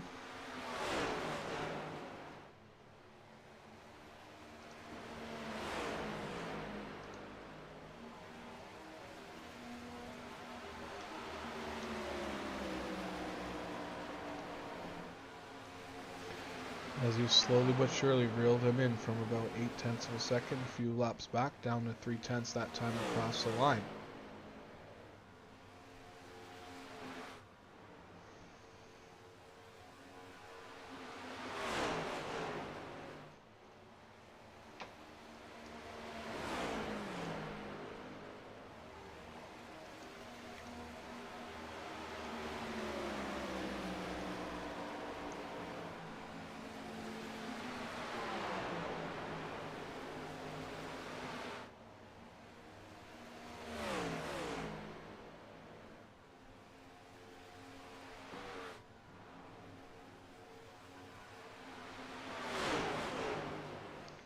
Take a look back as the battle for 3rd and 4th also heats up as Riley Hoots has been reeled in by the number 4, 16 of Ken Pack.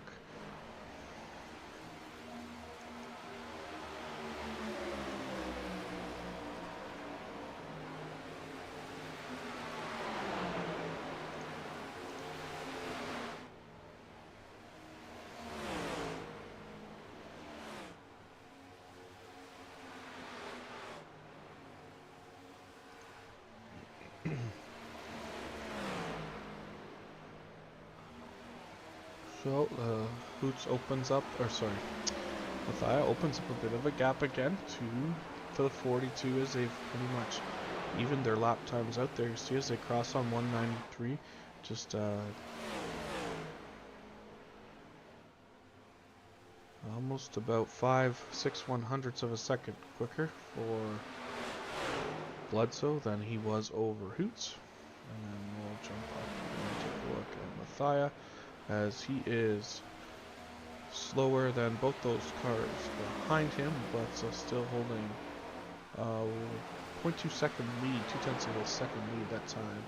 Really cut into it. Bledsoe did there, a quarter of a second, or sorry, 1/10 of a second quicker that time as they worked down the back straightaway.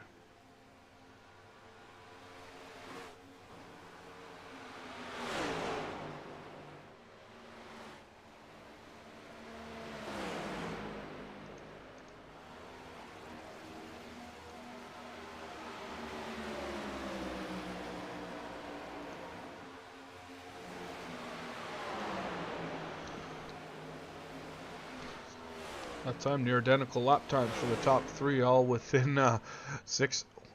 I guess that's a spread of 10/100ths of a second from Bledsoe to Mathia to Hoots there.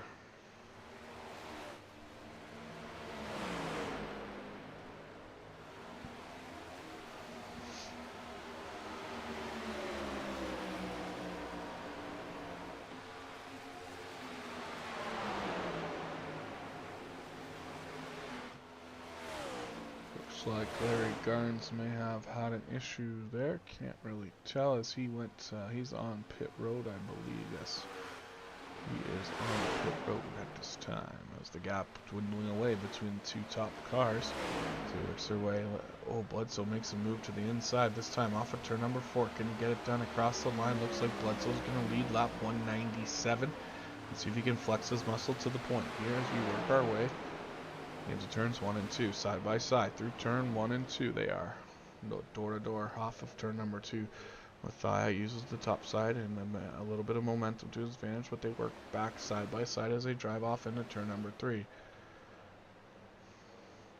Bledsoe gives up a little ground on the entry to make up a good run on the exit. Oh, they get together. Oh, that was pretty tight off of that, off of turn 4. That time, I think that was Bledsoe led that one also as he noses out in front and continues to lead the way.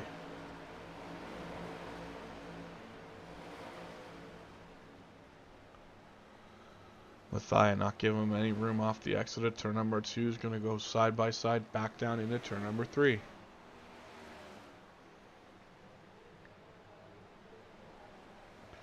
Bledsoe pushes up a little off that corner as they work back down the front straightaway.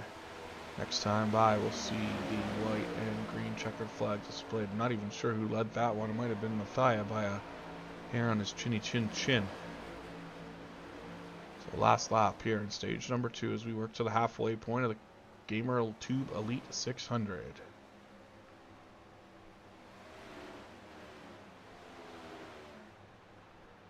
Battle back and forth through turns 3 and 4. Bledsoe, great run off the bottom of turn number 4. Let's see who leads the race and gets the playoff point.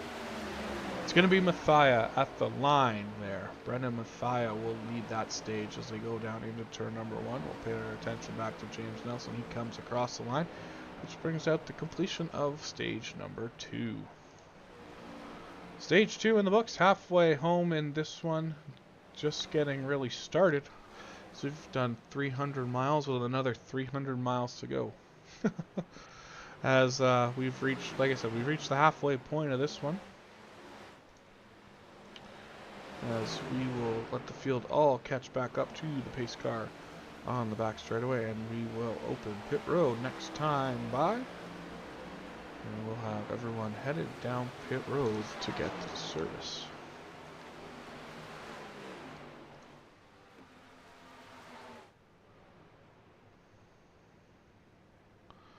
So it was Mathia, Bledsoe, Hoots, Pack, Nelson, Lerfano, Pat McQuaid, Dave Hara, Greg Robinson, Chad Snyder is your top 10 points receiving cars here at the end of stage number 2 as they join the field behind the iRacing pace truck working through turns number 3 and 4. We'll look for the field to head down pit road this time out of turn number 4.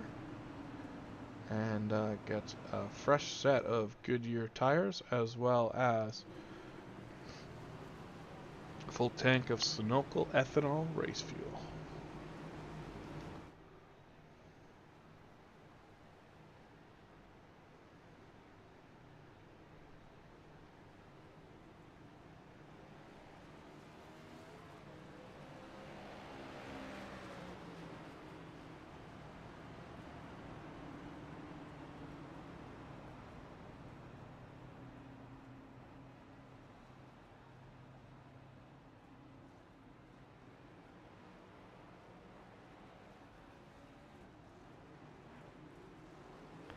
Looks like they're going to go out just as they came in.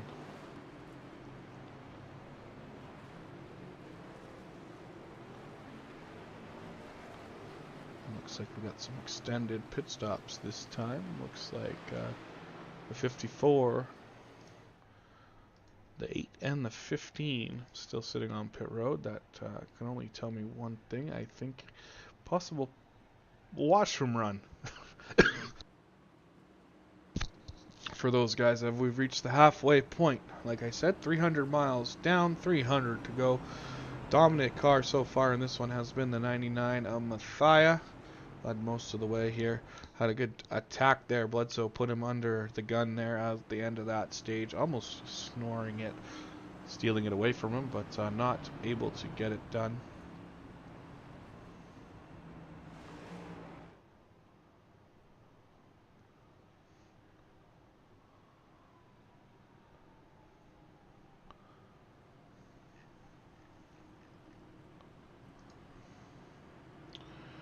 So as all the field gets bunched back up, a couple more laps under caution before we get set to turn it back green here in the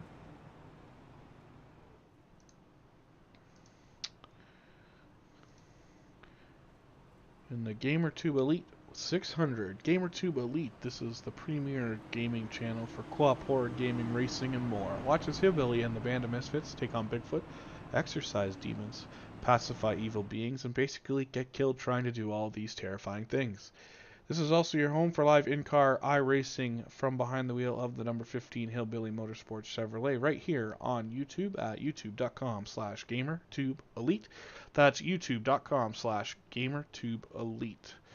Again, shout out to Hillbilly for helping us out here, putting up a sponsorship for the big 600-mile race, the GamerTube Elite 600. From Charlotte, Dave doesn't live too far from the track. He is in the general Charlotte area. I think he lives the south side of Charlotte. So shout out to him again for helping us out here, bring this broadcast to you on the World Wide Web on the SimWorld Racing Network. Just 10 minutes after the 9 o'clock hour in the Eastern time zone. We got about, we'll go back racing with, let's see here, 195 laps to go in this one.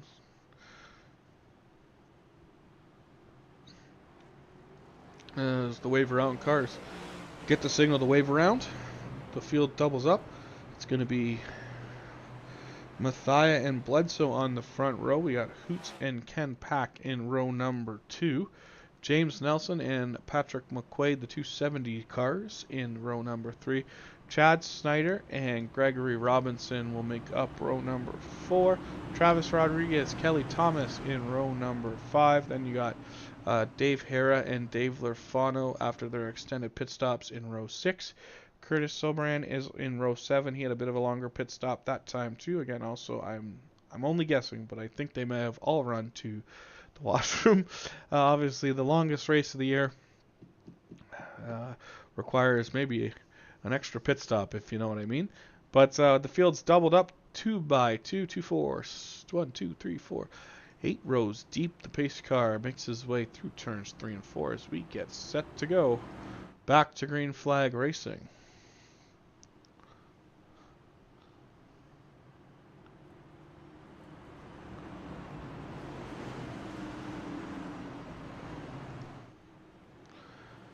As you're going to see the pace car make a hard left-hand turn into the safety of the infield.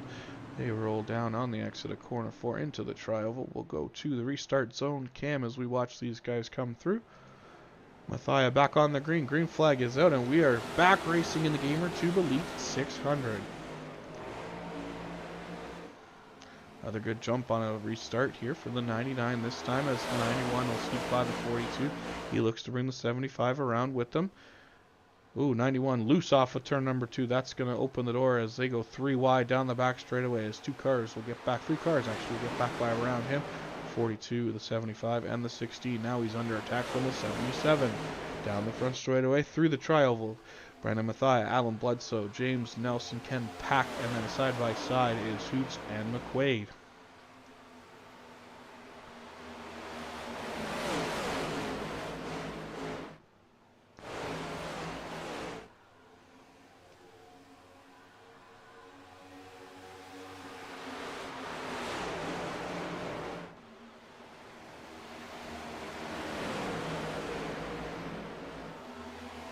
Definitely have to keep our eye on the Hera 15 and the Lafano 8.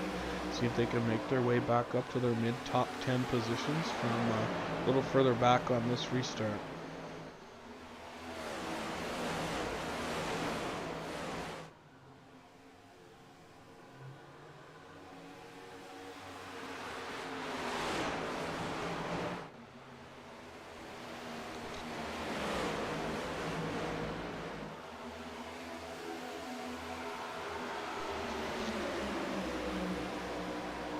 Car battle here for 4th, 5th, and 6th between the 16, 91, and 77. They work their way through turn 1 and 2 onto the back straightaway. Up front continues to be Mathia, Bledsoe, Nelson. Now Hoots, he'll get the advantage down the back straightaway, and he'll grab the 3rd spot over the 16 of Pack.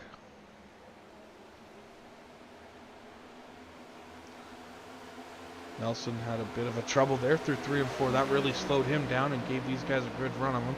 91 had to get out of it or he's going to run right through him. So that's will open the door for the 16 and the 77 to get by both of those cars. But the 75 battles back on the outside out of turn number 2 and down the back straightaway. He now goes to charge and attack of the 16 as he looks to the inside.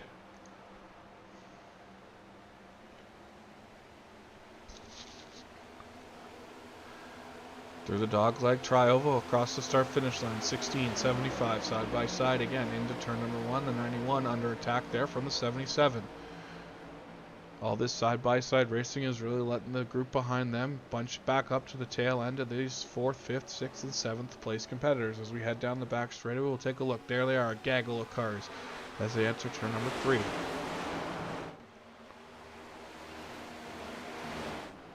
Ooh, wrong button. Sorry about that.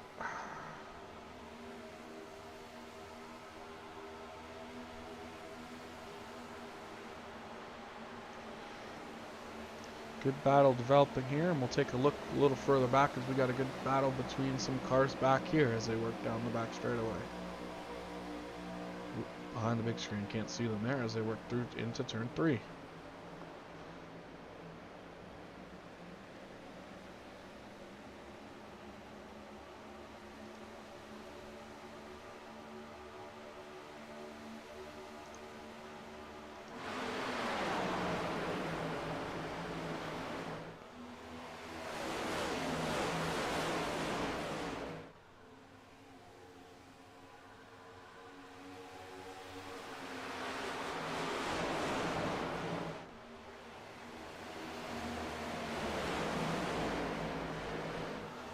Get themselves a little bit sorted out. Shakes out with Hoots in 4th, Nelson 5th, McQuaid 6th, Robinson in 7th, Chad Snyder in 8th, and Kelly Thomas and Travis Rodriguez going to battle for 9th and 10th this time through 1 and 2 off the back straightaway.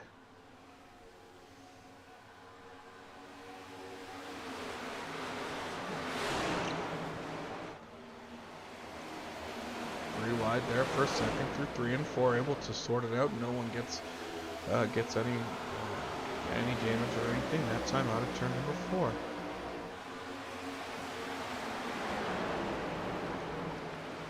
Focus our attention back up here to the 91. He's got a little bit of an issue there with the lap car working off of turn number 2. Whoa! 3 wide almost this time. Down the back straightaway as McQuaid looks to the inside of the 91, who looks to the inside of the 41 as they get together on the entry at corner number 3. Able to hold on and continue in the right direction. That was some pretty close contact right in the middle of the field. Probably would have tore up some fast race cars if they would have not gotten that straightened back out. But we work back down into turn 1 and 2.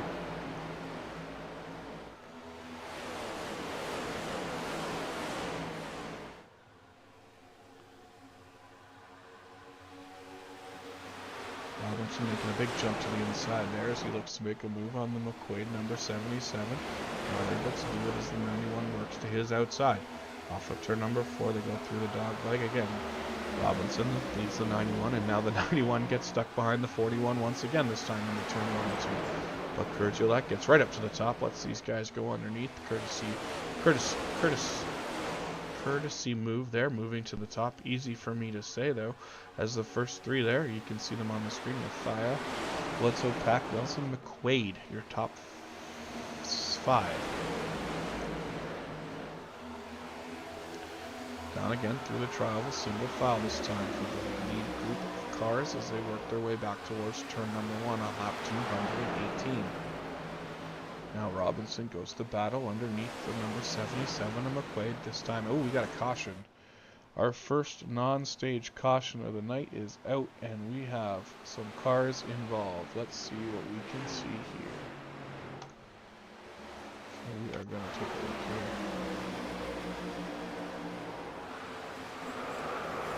Ooh, looks like the Fort. Oh, a bunch of cars involved. Let's take another look here at this. So 2 separate incidents really in this one. So first we're going to take another look here. Watch the 15 and the 54. They get together and both get up into the outside wall.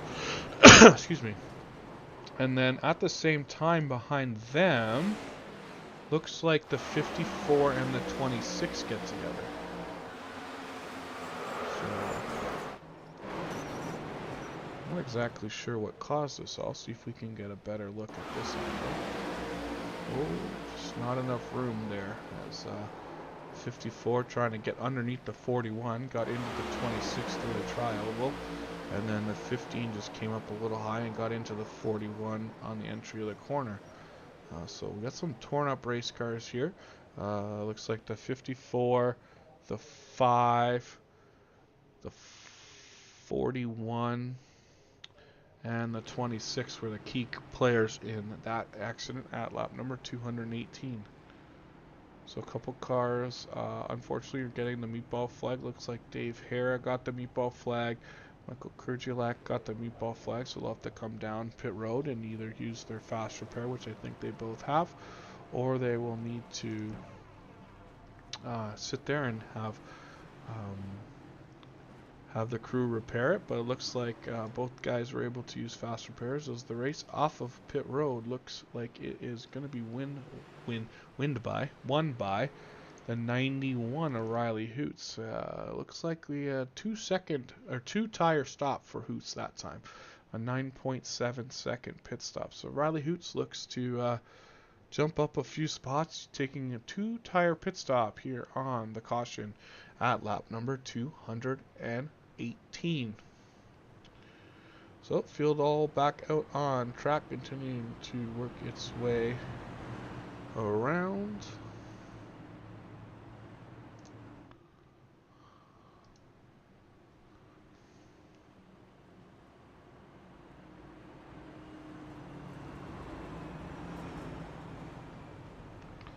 And it looks like Riley is headed back down pit road, so that's going to turn the lead back over to Brendan. So a little bit of pit stops, more pit stops here as we work on lap number 221 of 400 as they follow behind the pace car here as they work through turn number 1 and 2.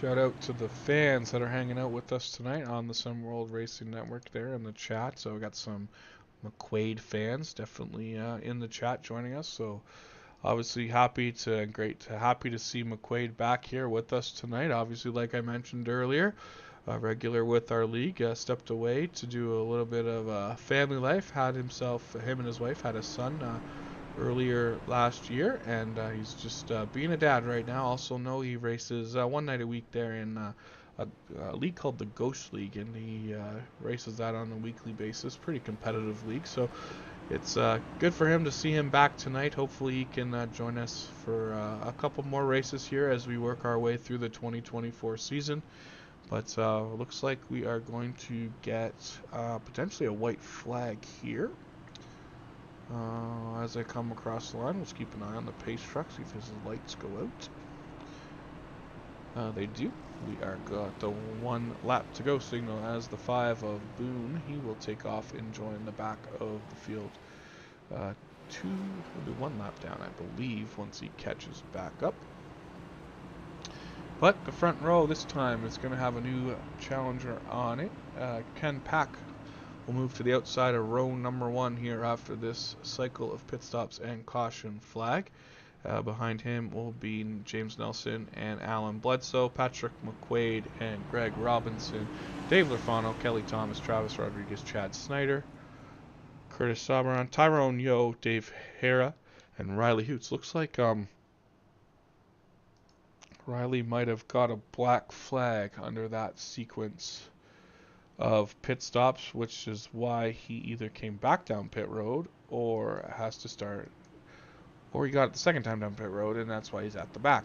Regardless, he is back on the field. We'll keep an eye on him as he works his way back through the field towards the front. Obviously, he started in the back at the beginning of the race, so he's got a car that can get through traffic. It's just a matter of how much the track has changed here as we work lap 222, this time off of turn number 4. We'll keep an eye on the pace car. There he goes. Down to the infield as the field will roll into the Geico restart zone. Control under Brendan Matthias. The green flag will come out, and we are back racing here from Charlotte.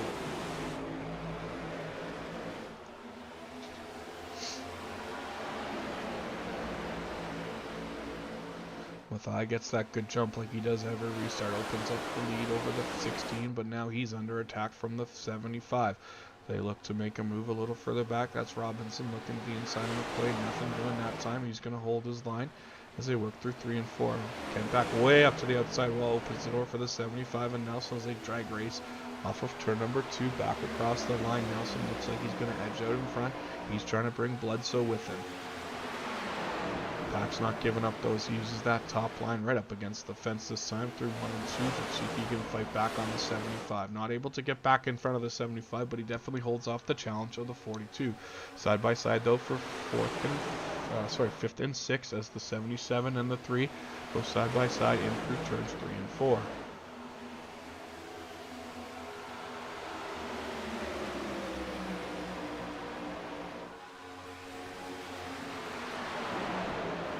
McQuaid clears the 3 car. He goes to look underneath the 16 through 1 and 2. Can he get that done as they work off of turn number 2? Look like Pack might have made a little bit of contact with the wall, but able to continue on and moves now to the inside. Wasn't a big fan of the outside line. It looks to get now onto the inside of the 42, but we still have a side-by-side battle a little further back as Dave Lafano goes to work on the Greg Robinson number 3 car. Back down into turn 1 and 2 they go. Side by side still now, but Robinson uses the bottom, gets a bit of a run on the exit of the turn, but Lafano gets a great run off the top as he drives right back around the number 3 Bass Pro Shops machine. Nowhere to go for Lafano though, as the 77 was in his lane, but now the 77 ducks back down on the bottom, opening that top shelf for Lafano to make a great run around him as they come across the line. Looks like Lafano's going to get 2 in 1 lap that time.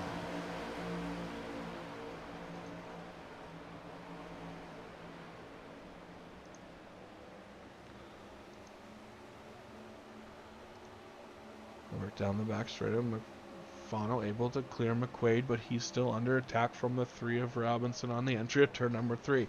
2 by 2, 2 rows deep as we saw Sabran and Thomas side by side as they work off of turn number 4. Now the 54 gets a great run outside the 3. He's going to bring the 28 with him down the front straightaway through the travel. Don't forget about Riley Hoots at the back after that restart for a pit road speeding violation. He'll bring himself back up, looking to get into the top 10 there with a pass for 9th around Robinson on the back straightaway. Up front though, Brendan Matthias continues to lead the way like he has for a good part of this one over James Nelson. Alan Bledsoe can pack Dave Lafano now. Battles on for 2nd though as Bledsoe looking to the top side. Can't get it done that time out of 4 as Nelson able to hold him off. But now Nelson dives to the inside. It's a little bit of a job bobble there for the 99 on the corner entry. Opened the door for Nelson, but not able to make anything of it. As great run from the 99 down the back straightaway. Now Bledsoe switched over and makes the crossover move down the back straightaway as he looks to the inside this time of Nelson through 3 and 4. They get that sorted out as Nelson continues to hold the 2nd spot and Pack is under attack from the 8 car.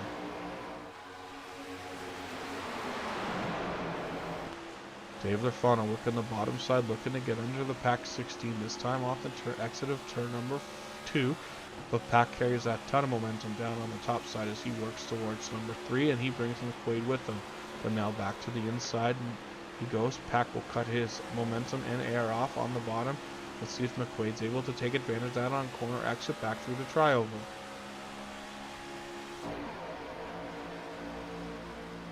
Lafano and McQuaid side by side through 1 and 2. Lafano being held up a little bit by the 16. Sharon using both the top and bottom lanes, but now McQuaid gets a great run down the back straightaway. See if he can clear him on the corner entry. Not quite happening there. Dave drives it in deep on the bottom, pushes up through the center. That opens the door for oh, we got an accident off of turn number 4. Big time accident. Lots of cars involved in this one. Yellow is out. Yellow, yellow, yellow.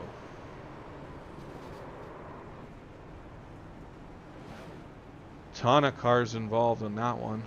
Ton of cars. We're going to have to take a look at the replay and see what happened. It looked like it started with the 75 and the 42. 1, 2, 3, 4, 5, 6, 7, 8, 9, 10.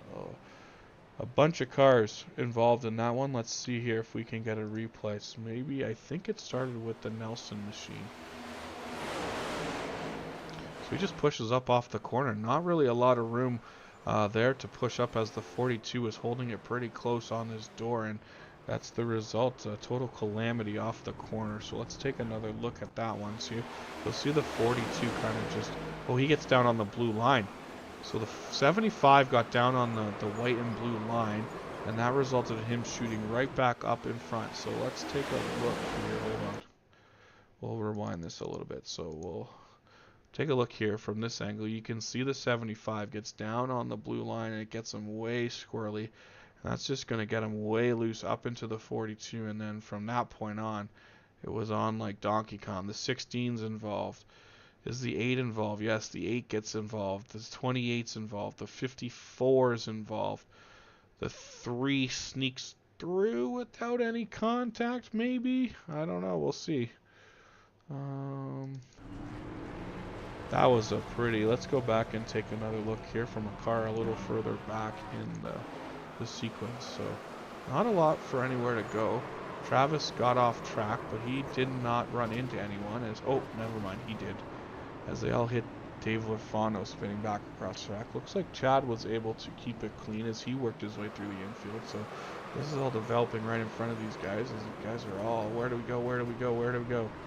So Chad able to get through it. Car's still spinning and crashing everywhere, able to make it through.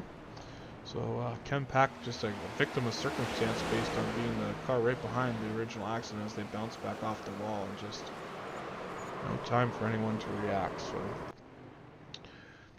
a big kerfuffle there off of turn number 4 brings us under the 4th caution of the race at lap number 231. There's a bunch of guys, Bledsoe, Pack, McQuaid, Thomas, Lafano, all got the meatball flag, so they would have all had to come back down and used either a fast repair or let the crew work on the car. It looks like everyone, a couple guys still on pit road. We'll see here.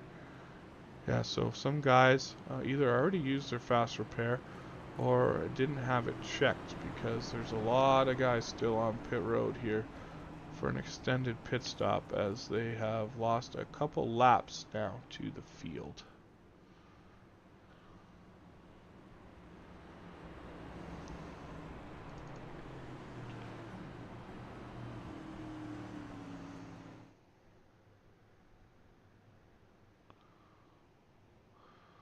So it looks like McQuaid, Thomas, Bledsoe, and Lafano are all still on pit road getting their cars repaired. Whether or not, I don't know, maybe they I wouldn't think any one of them would have used their fast repair already in this one, because this is only the second caution of the event for an accident.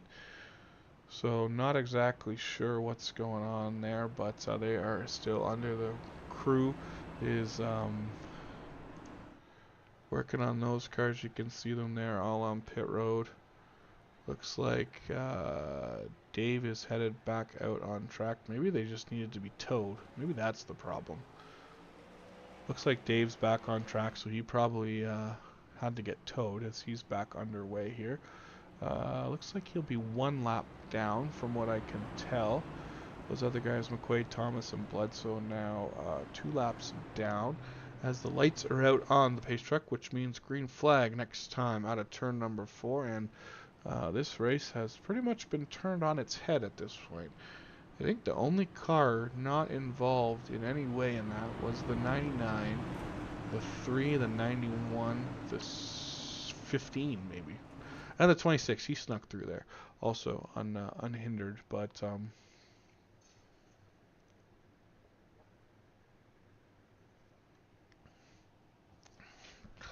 Definitely lots of carnage as a result of that lap 231 accident. We'll see how this all shakes out once we go back green, who was able to stay on track and who had to pit again. So it looks like still some cars on pit road as the field comes back around for the green flag, this time out of turn number 4. We'll keep an eye on the pace truck heading to the infield, or to the pit road, this time off of turn number 4.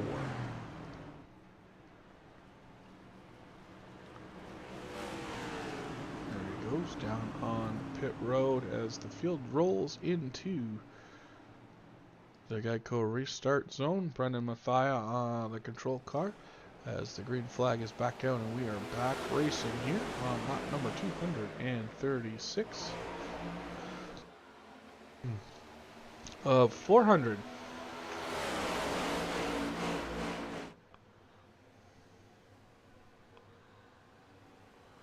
So some new characters have entered the chat. As you see now, the top 5 is made up of Mathia, Hoots, Robinson, Hera, and Pack. Chad Steiner may have gotten to the wall a little bit there through turns 3 and 4. He's able to continue.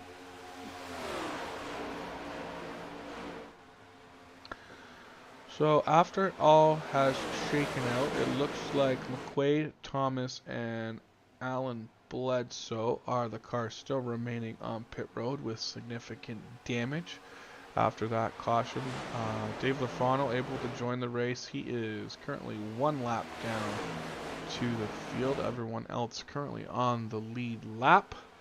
Greg Barnett on track. He is 2 laps down. It looks like 4 laps down maybe at this point. And Larry Garnes is still on track, also trying to finish this one up. He is numerous laps down, about 10 laps down for Larry at this point. But up front, it continues to be Brendan Mathia, Riley Hoots, Greg Robinson now up in 3rd spot with Ken Peck and Dave Hera, your top 5 here. Probably going to see a little bit of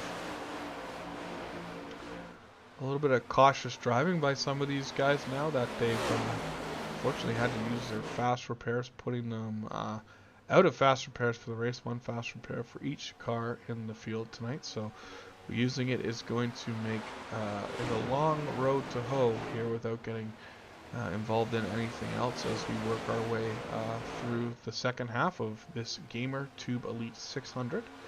Lap 240 we are starting this time for the leader. And that leader up front is Brendan Mathia in the 99, and right behind him Riley Hoots, the 3 of Greg Robinson, and then the 16 of Ken Pack, and like I mentioned, the Gamer Tube Elite 15 of Dave Hera in 5th.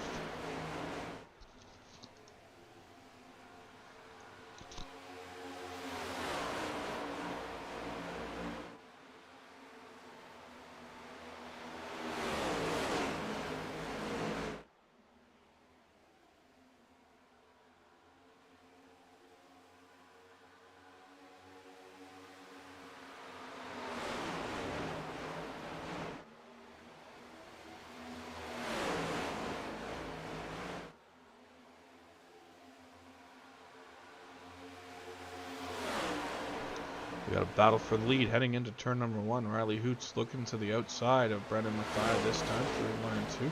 See how this shapes up as they work down the back straightaway. Hoots on the top side, bunch of momentum, is able to carry that through. He's almost cleared. Probably not enough to shut the door quite yet. No, he has to hold on to that second groove, and now he inches down, pinching Mathia right down on that blue line as they work out of turn number 2. Looks like we're going to have a different leader here this time across the line. Riley Hoots leads that lap, and he will go to the top of the scoring pile as they work back down into turn 1 and 2. But Brendan Mathia, great run in on the bottom as Hoots holds on to the outside. See if he can able to get back by him. Great run again off of turn number 2 down the back straight for Hoots that time. Again, see if he can close the door on Mathia on entry. He does. Gets a little squirrely in the back end, but able to shut that door and get right down to the blue line, holding on to the lead this time for good out of turn number 4. Single foul across the line. It's Hoots, Mathia, Robinson, and Ken Pack back under fire, I guess. He's attacking, sorry. back end of that number 3 car.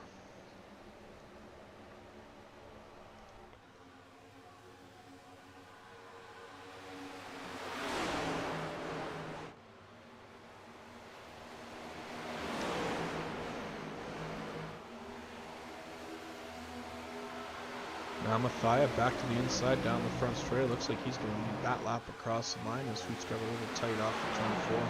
Slowed him down and able to let these 2 cars get right back by him into the top spot though for Mathia. Now packed side by side down the back straight, looking to make that same move into turn 3. See if he can get up into second. Able to get a good run down around the bottom. Here drives it in a little deeper than the 91 does. Able to get a good run off of turn number 2. Puts Ken Pack to second on the scoring pylon. But Hoots not saying, no, well, don't count me out of this one yet. I'm still out here on the outside as they work through 1 and 2. Side by side off of turn number 2. That was a pretty tight race there as they almost got into each other on the exit of turn number 2. Back down through 3 and 4. Ken Peck drives it in deep and pushes up a little through the center. That lets the 91 carry his momentum around the top. See if he can get back around the 16. Not quite there yet. They go side by side again. Back down into turn number 1 and 2.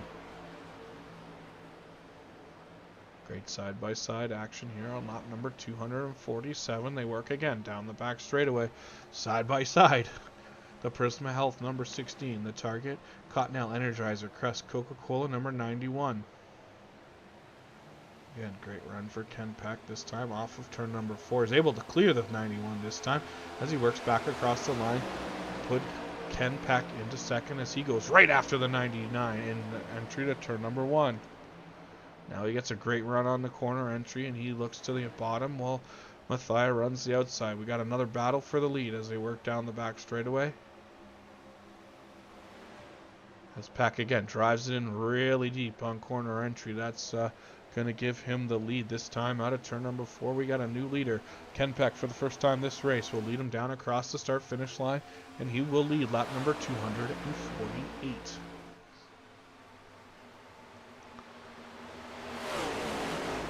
To look a little further back in the top 5, we got some shaking, jumping, and jiving here as now we got Rodriguez, Travis up into the 5th spot. He's brought Nelson with them as they both got around the number 15 Gamer Tube Elite car, a Chevy Camaro car, as they are now working off of turn number 4 as Rodriguez goes to work on the Robinson number 3, looks to his inside down the front straight. They are 3 wide as they work down into turn number 1. Something's got to give, and it looks like the 3 car thought better of that. With 150 laps still to go, he got out of the gas, and that opened the door for the 79 to get by him and the 91. But now that puts the 3 in jeopardy of losing another spot to the 75 as they work down into turn number 3 and 4. 75 clears the 3 and now goes to battle with the 91. Looks to make quick work of him down the front straightaway as we got 2 new cars in the 3rd and 4th spots. Down the front straightaway, it's Ken Pack, Brendan Mathia, Travis Rodriguez, James Nelson, and now the battle is on for 5th and 6th between Robinson and Hoots. Robinson gets the advantage through 1 and 2, and he's able to sneak up into the 5th spot.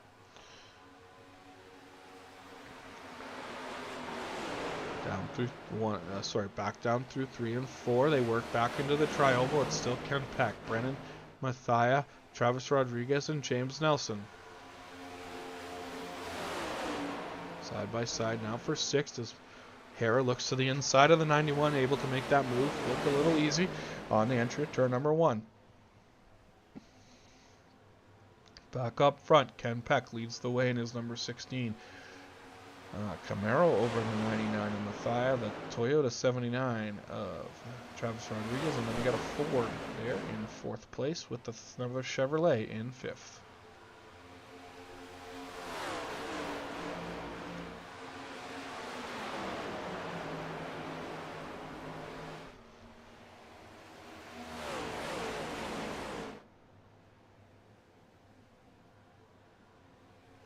Now Rodriguez, he looks to the outside of this 2nd place car in Mathia. Now they go to battle through turns 3 and 4. Rodriguez uses the top side, able to make that move. But as I say that, Brendan Mathia hard onto the brakes, getting down onto pit road to complete his pit stop to get him to the end of stage number 3. But Ken Peck now the outright leader over Travis Rodriguez, James Nelson, Dave Hera, and Gregory Robinson as they work down the back straightaway.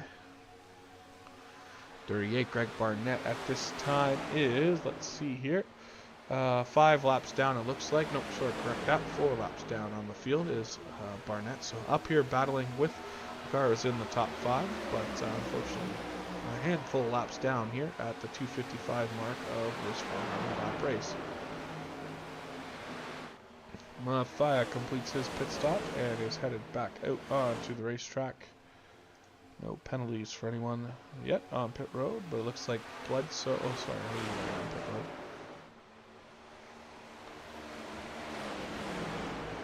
So it looks like a couple more cars have unfortunately dropped out of this one. Looks like Pat McQuaid dropped out after his accident.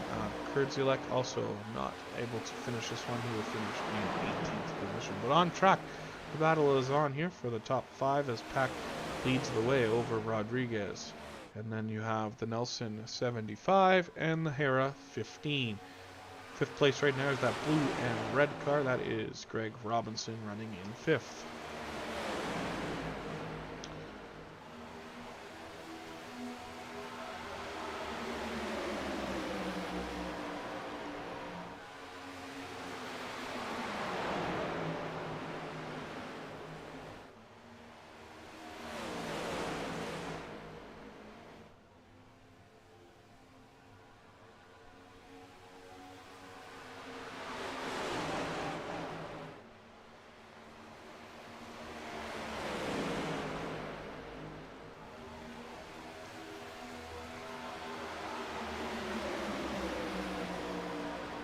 Got some more cars headed down pit road. Michael Boone, Curtis Sabaran on pit road, making their their stop here in stage number 3. That should get them to the end of the stage and lap 300. As they continue to race down the back straightaway, looks like we got a challenge for second. The 75 looks to the inside of Rodriguez's 79, and they work through turns 3 and 4. As I say that, Ken Pack drops to the infield, and he will come to the service of his pit crew. 4 fresh Goodyear tires and a full tank of Sunoco ethanol fuel to get him back up and running to the end of stage number 3. Here we go through turns 1 and 2. This battle for second has turned into a battle for the lead down the back straightaway. James Nelson seems to have edged out in front of Travis Rodriguez. Looks to have a great run going down into turn number 3. Rodriguez will drop into second, but he's got that door open on the bottom for Hera to come on through. Not able to make that move yet, but Hera still going to bat underneath the number 79 as the door closes there through the trial. We'll look for Hera to make a move into turns 1 and 2. As I say that, Barnett also looking to make a move on the 15 into 1 and 2, but the 15 and the 79 now side by side out of the turn number 2 down the back straightaway.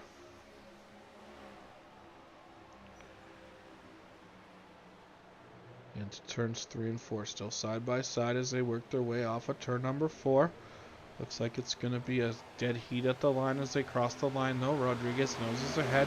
This is about a car length in front of the 15. Able to shut the door on the bottom through the tri-oval, but goes back to the top middle groove in turns 1 and 2, leaving the bottom open for Hera. Not able to make it work that time off of turn number 4. They'll race single file nose to tail down the back straightaway.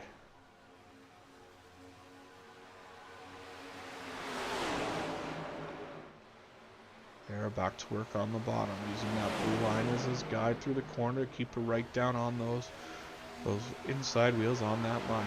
Don't want to make the same mistake the 75 did, which resulted in that caution. Just got down on that line a little too much and spun out up into the 42, ending the night of a few cars, unfortunately, on that accident. Down the back straightaway they go. The 15 and the 79 side by side again down the back straightaway. See if he can make it work this time. Not giving up, that's for sure, as they work their way through 3 and 4. This time Hera is able to nose ahead as they work across the line. Dave Hera in second, this time through the tri-oval.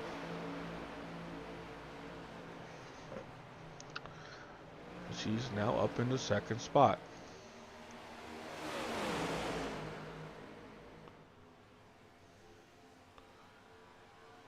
Down the back straightaway they go. A few more cars on pit road. It looks like Tyrone Yo making his pit stop here as he completes his service and will join the field on lap number 263.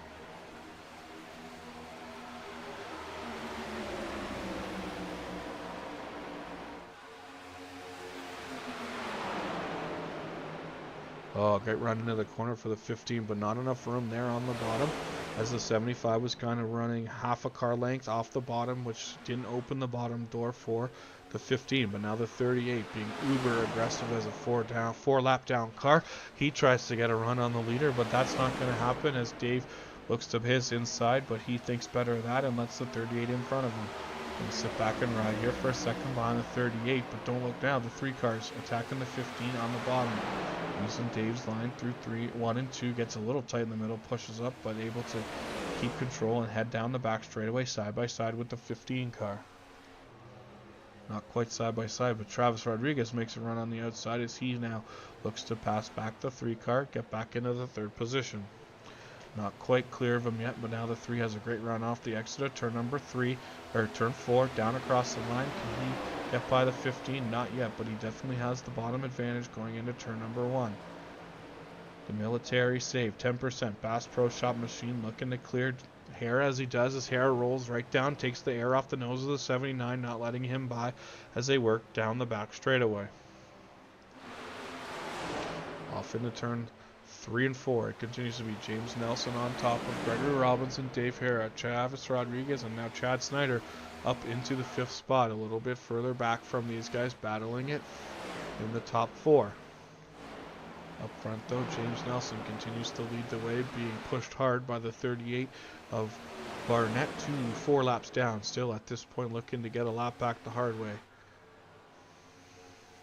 Some really aggressive driving over the last handful of weeks by the lap cars have made things definitely interesting on track, and it's hopefully it doesn't cause too many issues tonight, but we continue here on lap number 268.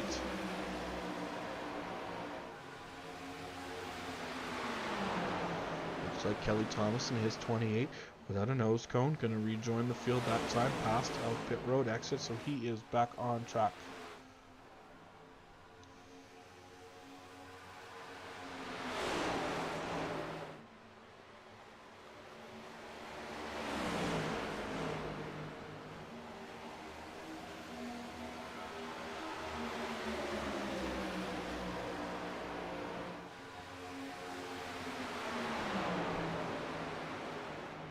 Field works his way through turns 1 and 2 for the most part here. The leaders there holding on to first, second, third, fourth. There's Brendan back there running the 6th car on the screen. He is currently in 6th spot, 1 lap down to the leaders as all these guys up front, Nelson, Robinson, Rodriguez, Hara, and Snyder have yet to come to pit road.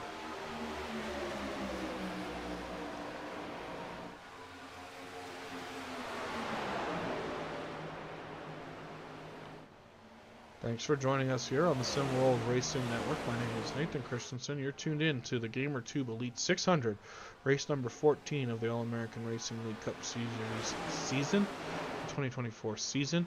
Here we are at lap 270. Oh my gosh, almost run over the leader there trying to get to pit road. That's not good, as he is able to get it way slowed down and get on pit road. There's definitely some contact with the 38 car coming to pit road there for the 75. Luckily for him, able to get it woed down in time. Doesn't look like any penalties will be implied, but definitely some good contact. Let's take a look at this here as the 75 is going to start slowing to make his way down to pit road, and the 38 just thinks, nah, get out of the way, I'm coming through. But everything continues on as planned, as he now obviously gets a lap back, as he is now in front of the leader car. So things have kind of shaken up at the top. Greg Robinson leads the way over Rodriguez, Hare, and Snyder. Those 3 cars are the only, those 4 cars have yet to pit here in stage number 3.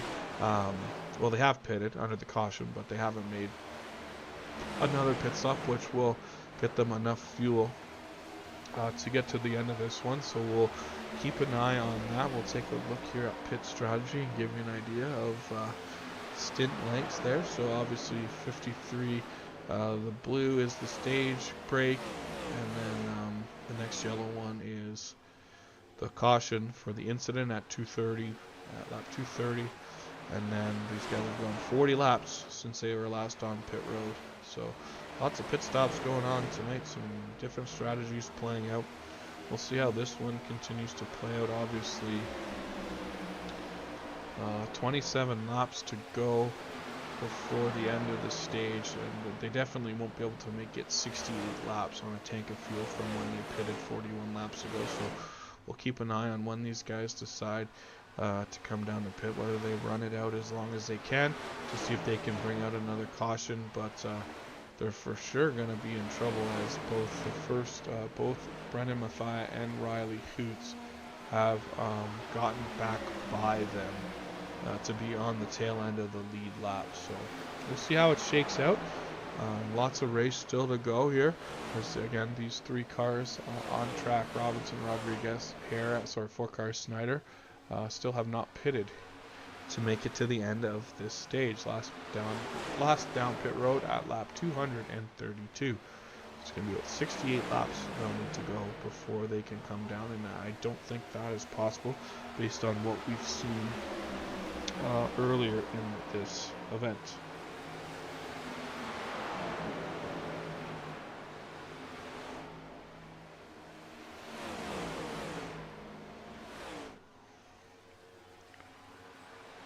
So now Ken Peck looks to work by the 3 car, get himself back on even keel with the leaders, as he will look to the bottom line there and get underneath the 3. He gets back on the lead lap the hard way. He'll look to also get past the 6:38. But Greg Robinson continues to lead the way over Travis Rodriguez, Dave Hare, Chad Snyder, Brendan Mathia back on the lead lap. He is just not too far in front of the leader. There's a shot back from Mathia. There's the leader coming off of turn 2. So about 3/4 of a track behind the leader at this point, but is on the lead lap. So we'll just keep an eye here on the leaders about when they are going to think they're going to come and pit.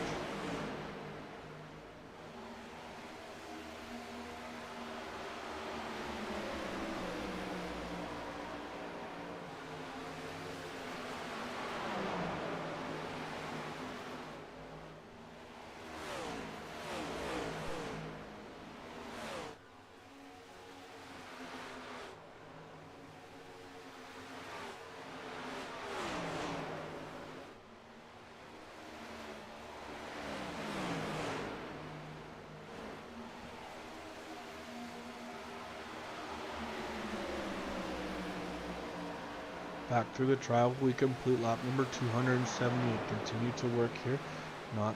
No pit stops yet for the top 4 cars.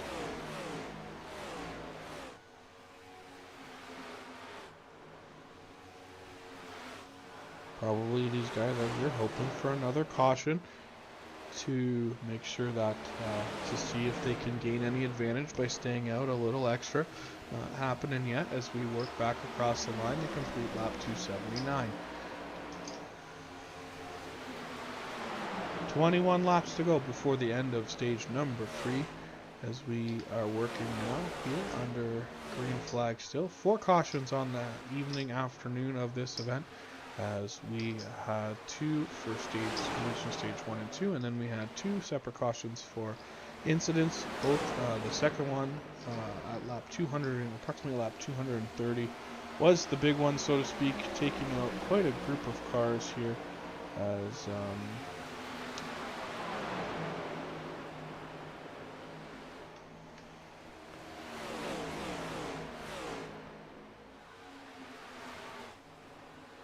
we continue to work under green.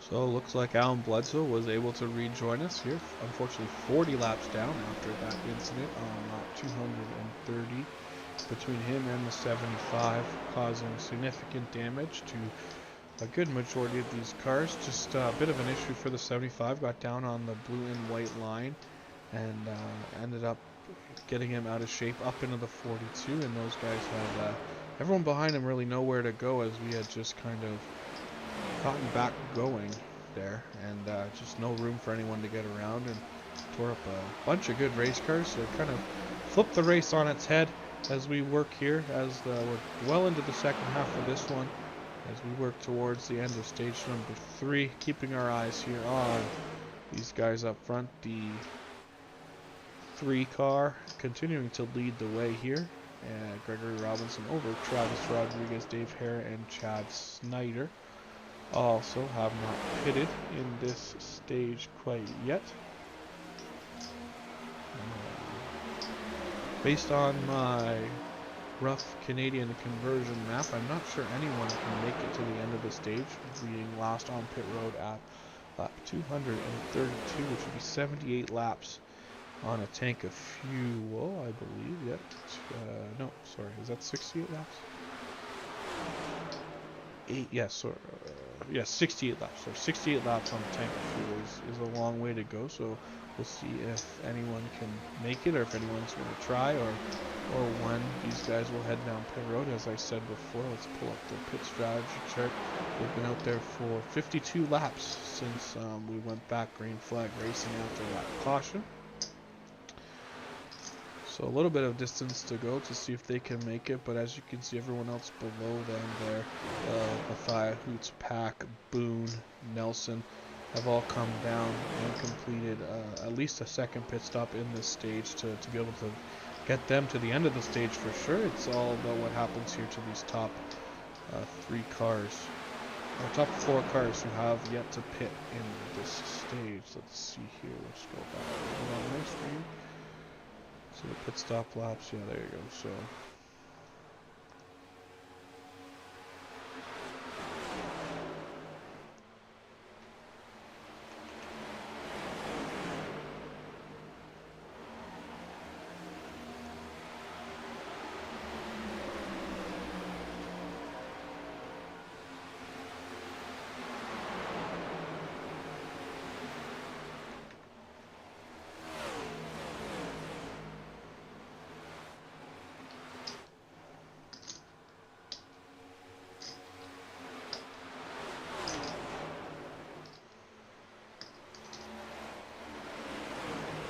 come back off of turn number 4. Should be 13 laps to go before the end of stage 3 here as we work lap 288 just underway here from the GamerTube Elite 600 as we continue to run under green flag after a caution at lap 231 involving quite a few cars when the 75 and the 42 got together, resulting in quite the pileup. We'll take a look at the replay here at the stage break to give you an idea of how we ended up with a few cars out of the race, a couple cars a significant amount of laps down, and then just a total flip-flop of some positions. But we work our way here through this third quarter mark as we hit the 3/4 mark here shortly. A little bit to go, still 111 laps to go, but we're making good progress. 10:02 Eastern Standard Time here from the broadcast studio for the SimWorld Racing Network. I'm located up north of the border, Canadian in Canada, just a little bit east of Buffalo, about 45 minutes to Buffalo and Niagara Falls.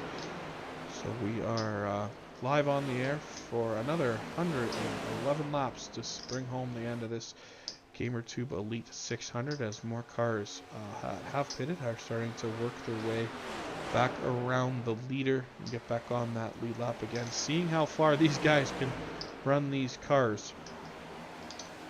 57 laps now we're at is where we're at. 58 it looks like. Yep, 58 laps now for the leader since his last time down pit road. So it's going to be interesting to see how far this can play out. We'll see how it shakes out, but definitely some different strategies developing here late into the third quarter of this event.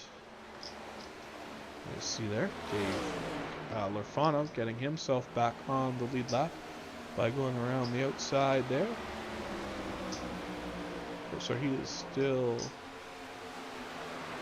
Looks like Dave is still one lap down. I might be mistaken. Let's switch to the other tower, and it'll give us a better idea of who is where on the track.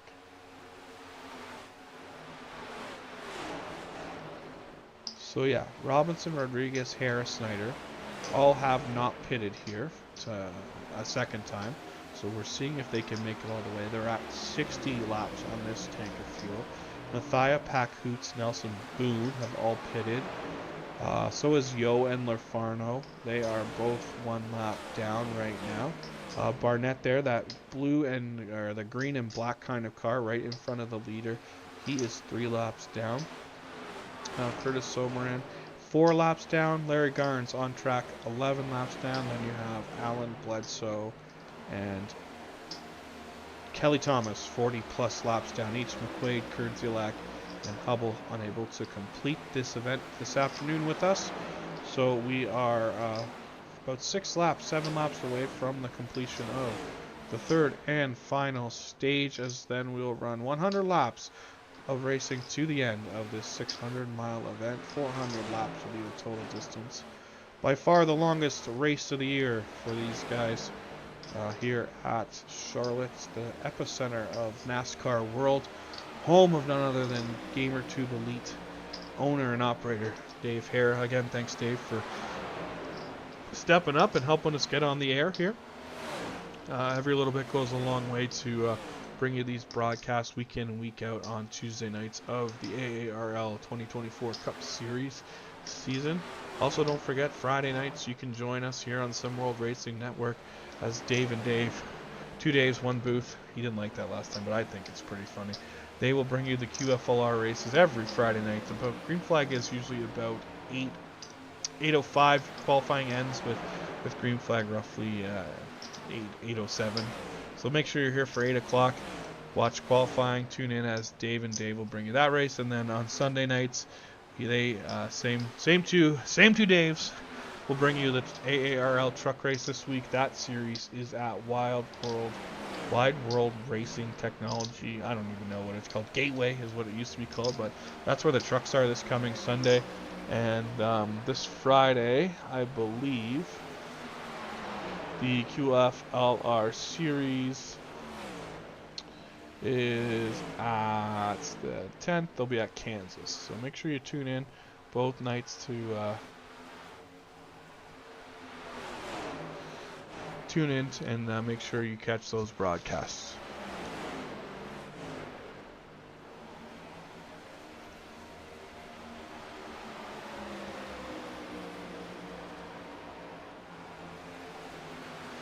But we continue here on lap 298. These guys all might make me look like a fool, as they might be able to make it to the end of this stage without having to stop, as we're pretty damn close to that at this point. So we'll see how this shakes out. We continue under green after an incident at lap 231 put us under caution, and a bunch of cars in big trouble in that wreck. We'll take a look at the replay when we get to the stage break, but for now we got a couple laps to go here before we get to the end of the stage.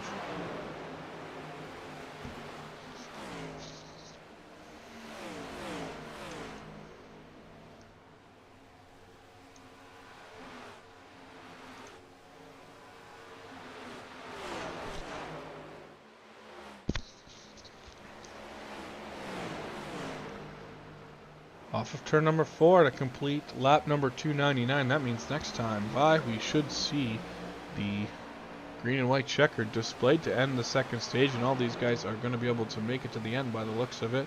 Some good fuel saving, as they have done 67, what'll be 68 laps by the time they come back around. It looks like Greg Robinson might be running out though, as he gives the old car shimmy shake down the back straightaway. We'll see if he's able to make it back around here. This time off of turn 4, he's going to come across to complete lap number 300. But we will keep our eye on 5th place runner Chad Snyder when he makes it back around. That is when the caution will be displayed for the end of stage number 2. Oh, sorry, stage number 3. Get confused. The extra stage really throwing me off tonight. Oh. There it is. Caution. Caution is out. The completion of stage number 3. So 3/4 of the way through the longest grueling race of the year, as we got about 100 laps to go. Probably about 96, 95 laps to go when we go back racing. As shout out to Greg Robinson, Tavis Rodriguez, Dave Hara, and Chad Snyder, all making that fuel last for 68 laps to complete that stage without having to stop. So these guys will fall in behind the pace car here, as they will look for pit road to open this time out of turn number 4. Be able to get down there, get some fuel and tires, and get set to go for one last stage here, last 100 laps, as we work our way to the end of the GamerTube Elite 600 from Charlotte. Again, my name is Nathan Christensen. Glad you could join us on the air. We're going to go to pit road cam to see these guys all come down pit road to get their service.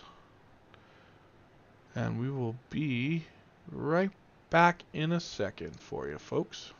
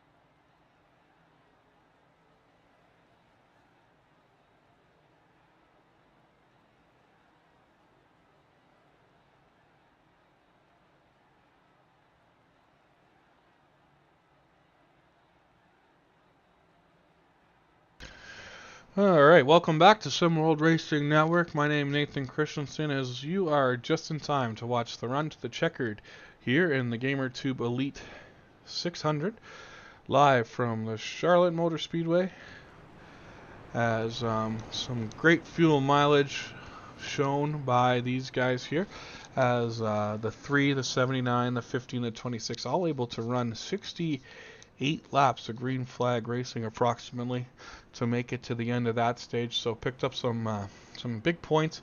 Obviously 10 points for the stage win, and 9, 8, 7 back to 10th place. So that'll be good towards their yearly total. Every little point helps here, as we crossed over the halfway point in this season. We are working towards now the back half of the regular season with 26 regular season races, and then 10 races in the playoffs. Exact same schedule as the Cup Series runs, which is pretty fun and exciting. We bring you the races here live on the SimWorld Racing Network every Tuesday night. Usually green flag is about 8:35 Eastern time roughly for the league, but obviously tonight starting a little bit earlier. 7:15 Eastern was the green flag tonight, just because of the extra distance race. So we've been at it for just about 3 hours here, as we hit the 10:15 mark approximately on the East Coast. So hopefully we can, don't want to jinx it, but hopefully we can bang this last little bit of this race out here in good order. Obviously 16 of our 19 cars that started the race still on track. The field looks like it's doubling up this time out of turn number 4. Means one thing, that the green flag is definitely imminent as we work towards the completion of this event.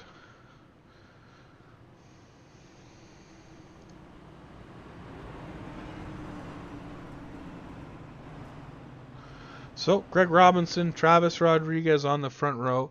Then you got the 15 of Dave Herron, Chad Snyder in row 2. Brendan Mathia and Riley Hoots will make up row number 3. Big rebound for Michael Boone, who was down a handful of laps earlier in this one. He's able to hold on now, running in 7th on his outside. Ken Pack, James Nelson, and Tyrone Yo all also both on the lead lap in 9th and 10th, and then first car 1 lap down, Dave Lorfano currently 1 lap down there. So as we work our way through turns 3 and 4, we get set to go back racing as Gregory Robinson will be the control car this time out of turn number 4.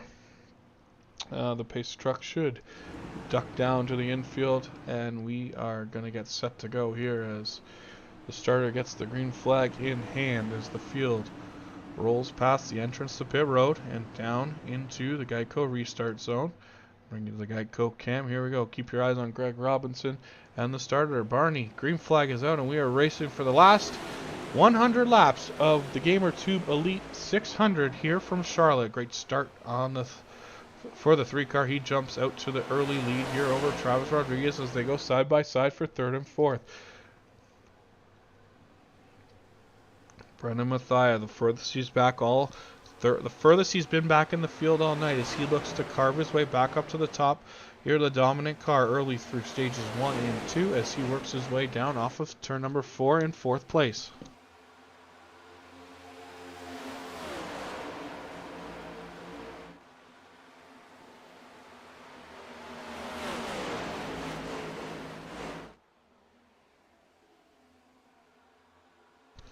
Down the back straightaway, the battle is on. Still 4th and 5th between the 91 and the 99, but the 91 blocks hard down that time into turn 3, closing the door on the 99, but it opens back up off of turn number 4 as we got a battle still developing there for off of turn 4 down across the stripe. The 91 and the 99 still battling through in the entrance of turn number 1.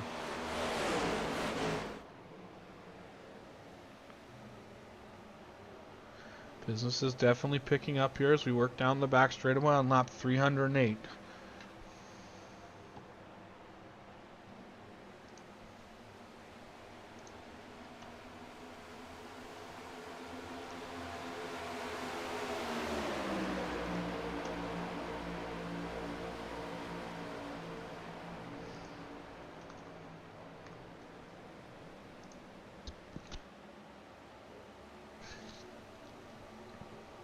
Down the back straight, it looks like Hoots and the 99 and Mathia both able to get by Hera here, but Greg Robinson continues to lead the way up front in his number 3 machine out of turn number 4. Down across the line, it's Robinson, Rodriguez, Hoots, Mathia, Hera, and then it looks like it's going to be Boone, Snyder, Pack, Nelson, and Tyrone Yo battling it out here towards the middle part and the back half of the top 10. Looks like Chad got a little high that time out of turns 1 and 2. He's going to lose a handful of spots as he drops back in front of the 75, who now makes a dive to the inside and gets a great run on the corner. Looks like we got some substantial right side damage to the front of that number 26. So definitely made some contact with the wall at some point. Definitely off the pace here. We'll take a quick look here, see if we can get a better view at it. There's a good look there at the front corner. Definitely got into the wall. Some heavy damage on that car, but see if he's able to continue under power here as he works his way to the end of this event. Up front though, Greg Robinson continues to lead the way over Rodriguez, and now the battle is on for 3rd place between Mathia and Hoots as they go side by side across the line down into turn number 1.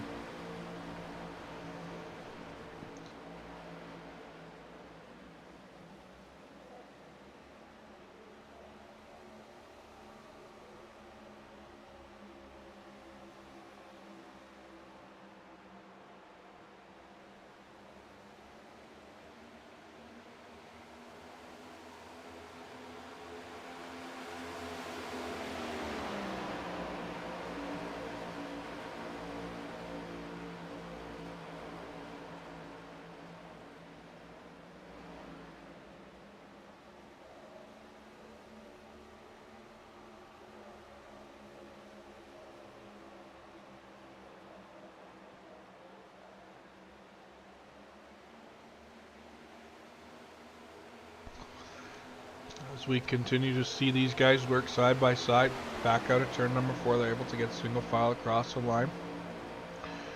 Everyone around them wants to see them continue to run side by side, though. It just slows both of those cars down as they have sorted it out now, though, and they work single file down the back straightaway.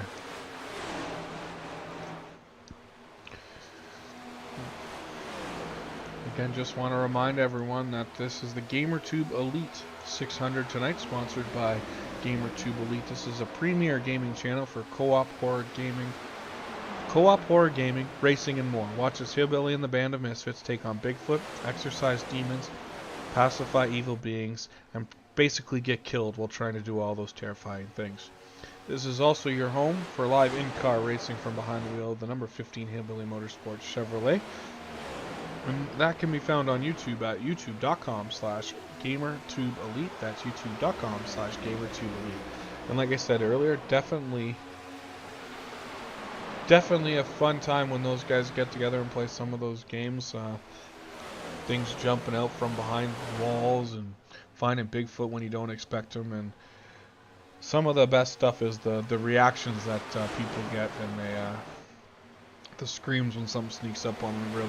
Really is funny. So if you get a chance when those guys are online and Dave's streaming, make sure you tune in and let them know that Simworld Racing Network sent you, because it's a good time having those guys, watching those guys game. But back to the action here. Greg Robinson continues to lead the way over Rodriguez, Mathia, Hoots, and Hera, your top 5.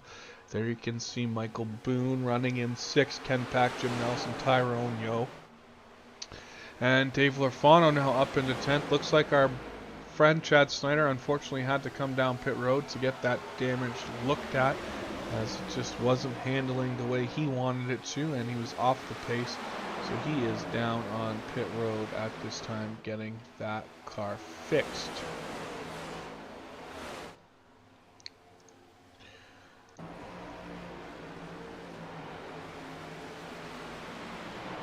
Looks like the 54 had some more issues on track, giving him a meatball flag. We'll see if we can see what caused it, if anything. Nothing too crazy, doesn't look like. Maybe just he's on his way down pit road. So I'm not sure what caused him to get the meatball flag, but he has had it repaired, and now we got a battle on here, as these guys are all over each other on the entrance of turn number 3 and 4. Still Greg Robinson leading the way, but Mathia up into 2nd now. He's been able to get around Rodriguez as Hoots and Rodriguez go side by side down the front straightaway, with Dave Hare and Michael Boone right there looking to capitalize on any mistakes. Hoots able now to snuff the run off of the 79, able to get down in front of him and cut the door as they go back through turns 1 and 2. So really the battle on the track here is the 79 and the 91. Up front, Greg Robinson continues to lead the way as these guys work their way through turns 3 and 4. Oh, Robinson out into the outside wall, that time off of turn number 4. That is not going to help his effort. That slowed him right down, and look at the run the 99 gets on corner entry. He's going to go to the high side through 1 and 2, see if Robinson has anything for him to fend him off. Looks like the top side of the momentum is going to carry the 99 right around him and back to the top of the scoring pylon. We have a new leader here, lap 321, as though Robinson gets a good run back on the bottom of him as the 99 gets a bit tight there through the center as they come back down across the line. Who's going to lead it? Looks like it's going to be the 3 car at the line that time across. They continue to battle it out for 1st and 2nd down through turns 1 and 2. Robinson continues to battle on the bottom, pretty strong. 99 clearly stronger in turns 1 and 2, and then the 3 seems to be able to get a good run back through 3 and 4, but now Mathia blocks that run on the bottom as that opens the door for Rodriguez around the top. He gets into the wall now off of the exit of turn number 4, and he's going to lose a good run that he had going as he falls backwards. So now it's Mathia, Robinson, Hoots, who almost gets up into the 79, that time on corner entry into 1. Dave Hare now right in the mix too. Throw a blanket over your top 6. 323 laps into this one. Down the back straightaway they go.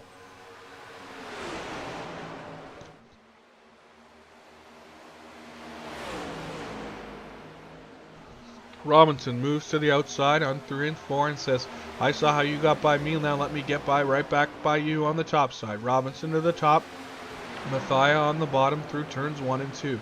The top seems to have a good momentum run off of turn number 2 and down the back straightaway. See if that continues for Robinson. Pulls even, gets out in front, quarter of a car in front of the 3.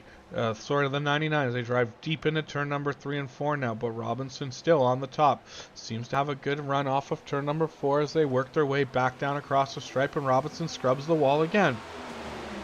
Across the line, he able to slam the door shut on the 99 is the 3. Now will he go to the bottom or the top? He goes right back down to the bottom and works the bottom groove through 1 and 2. Some great racing up front here. Almost to halfway through the final stage of this 400 lap, 600 mile event from Charlotte.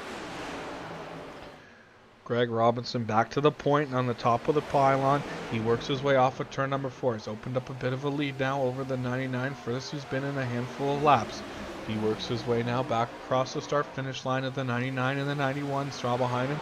Looks like we're going to have a battle for 4th and 5th. 15 drives by the 79 through 1 and 2. Now he goes to work on the 91. So they work down the back straightaway. See if he can get a run on the bottom. He sure does. Hara powers it down around the bottom line. Drifts up in the middle. Uses it. Gets a bit tight, but able to get up in front of the 91. Closes that door on corner exit as the 3rd place car is now the 15.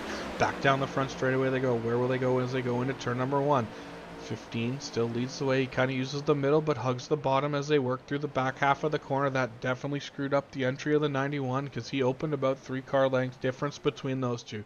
Down the back straightaway, there you see all the cars running nose to tail as they work down into corner number 3. Greg Robinson, though, continues to lead the way in his number 3. Bass Pro Shops, number 3, Chevrolet Camaro. He leads the way. Come across the line, complete lap number 327, and it looks like the 99's got a great run to the outside again. Robinson defends the bottom, able to keep the momentum going around there as the 99 able to get a run off the top down the back straightaway. Not quite, but he doesn't shut the door. They're side by side down the back straightaway as they go into turn number 3. This is the same spot. Robinson got the 99 back he was on the top side. Now, the 99 got a little hot in there, had to get out of it a little bit. That let the 3 get back by in front. Single file, nose to tail, cross the line. 1, 2, 3, 4, and 5. All right there in your screen. Now a battle on potentially for second as Dave Hare looks to make a move on the 99. They go back side by side down the back straightaway. And they work their way down into turn number 3 and 4. Hare right on the bottom with Mathia kind of running the middle line off of turn number 4.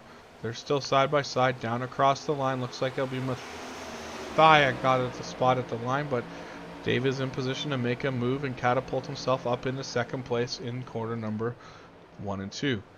Still holding that bottom, drifts up a little, maybe got a little tight there. That gives a good run to the 99 on the outside. The 99 now gets back in front and he looks to pull the 79 by. Not quite yet as the 99 now goes back to the bottom of the 15.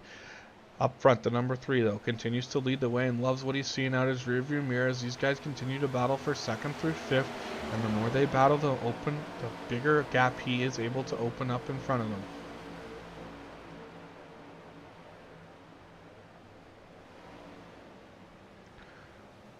Back down through 1 and 2 and down the back straightaway there. You see all the cars nose to tail. Everyone is pretty much still in this one as they work their way through 3 and 4.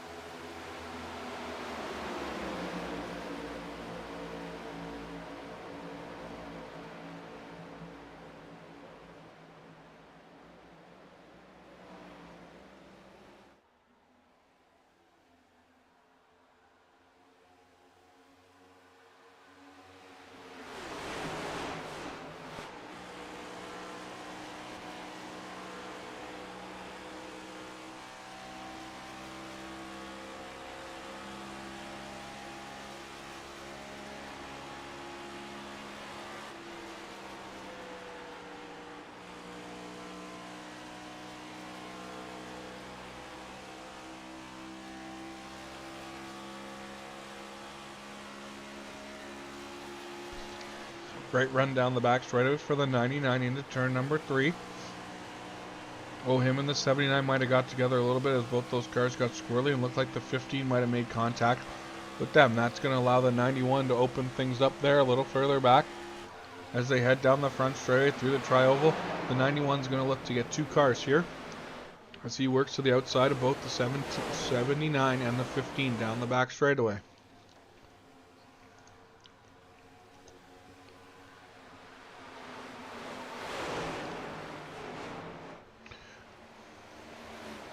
Through 3 and 4, down the front straightaway, they're going to go 2 wide. The 79, the 91, the 15, and the 16. Side by side, both those rows, down across the stripe, work down into turn number 1 and 2.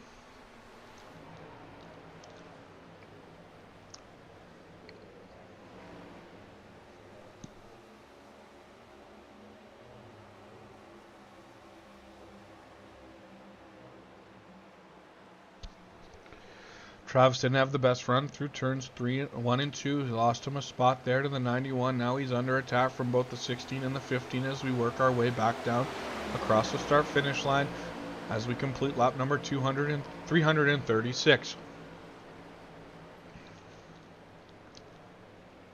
Looked like a little bit of contact potentially there between a couple of cars, but no, everyone continues on their way.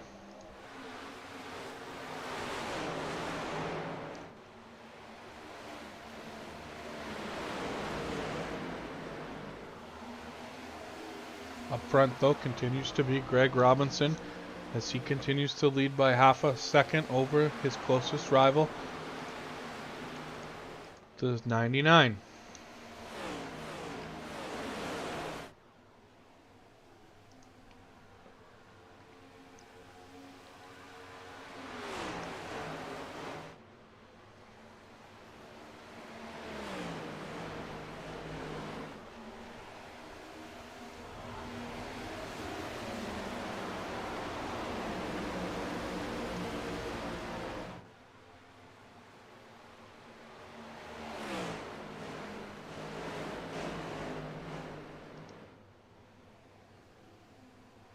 There you see the field work its way off of turn number 2 down the back straightaway. 1, 2, 3, 4, 5. All nose to tail in line as we work our way through turns 3 and 4. Robinson, Mathia, Hoots, Rodriguez, Pack, Hara, Boone, Nelson, Tyrone is in 9th. First car 1 lap down is the number 8 Target Machine, Toyota of Dave Lerfano, running in 10th.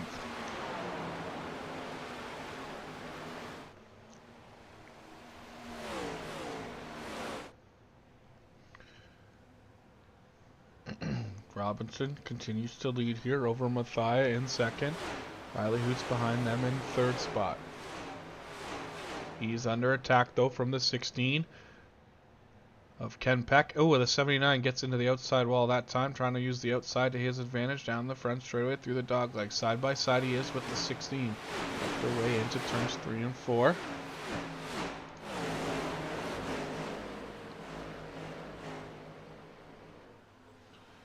Couple cars into the wall there. Things are starting to heat up as the cars get tighter, and we have 60 laps to go in the Gamer Tube Elite 600. We are down to the nitty-gritty of this one as we hit the last portion of this one.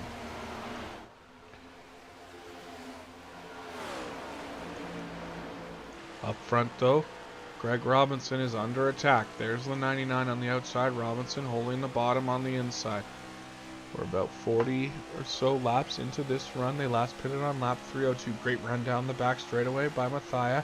They're going to go to the top as that's where he's been under attacking Robinson the whole time. Not a great entry to that corner. It's going to lose him some time out of turn 4 down the front straightaway. See if he can get the same kind of run into turn 1 and 2, and if he changes his line.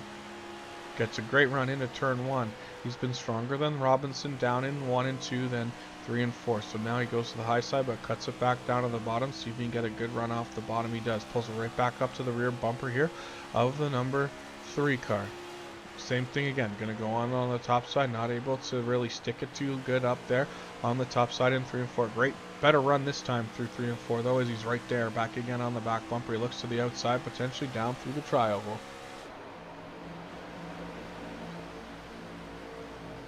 First and second.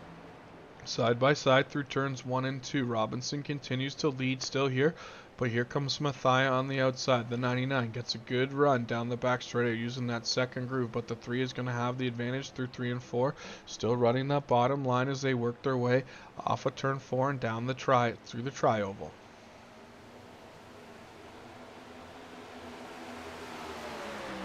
So Mathia will lead that lap as they go back across the line to complete lap number 344, as they work their way back through 1 and 2.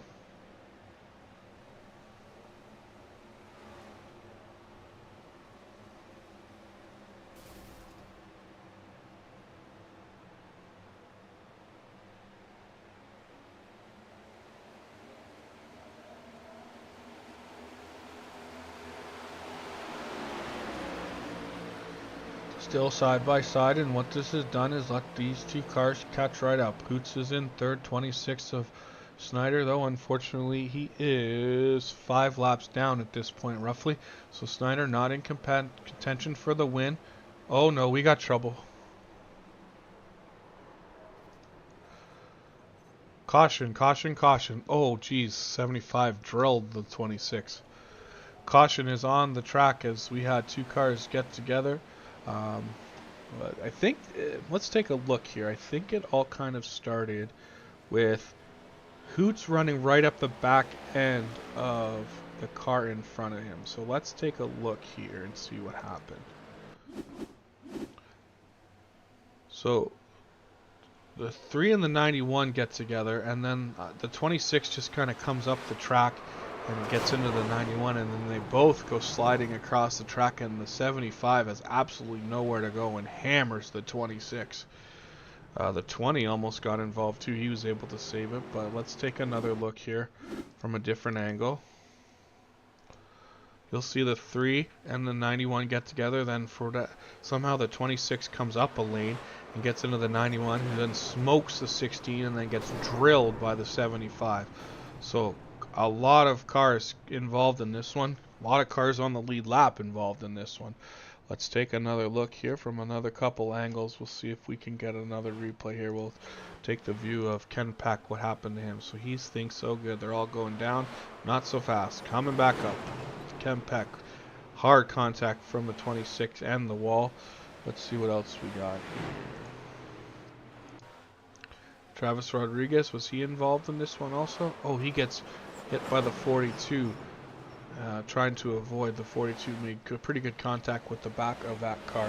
So let's see how it all started. Again, here we're going to take one last look at this as they work down. The 3 didn't realize the 91 was out there, so he kind of got him pinched up into the wall, and then Calamity broke loose when the 26 kind of moved up the track half a lane here. Watch, as there's the contact with the 3 and the 91, and then the 26 coming up thinking he was clear probably of the back of the 91. They just get into each other, and the 91 goes hard into the inside wall, and the 16 will come flying back across the track, and Ken Peck has nowhere to go as he gets slammed. Hillbilly just able to squeak by, thankfully, but then as the 26 rolls back down across the racetrack, he's going to get pumped by the 75. Again, just nowhere for these guys to go with cars sitting in the middle of the track on the low side.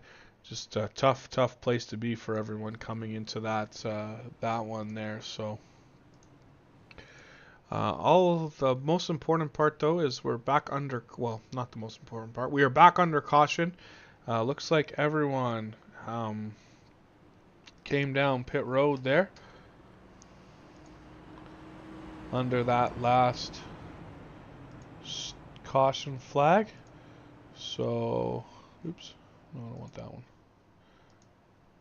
Yeah, everyone came down pit road to either get their car fixed or get some fresh tires and a full tank of gas, which should pretty much get us to the end of this one. So I'm thinking we won't have any more pit stops between now and the end of the race, but I've made other statements that have come to be very false tonight, so don't trust me too much.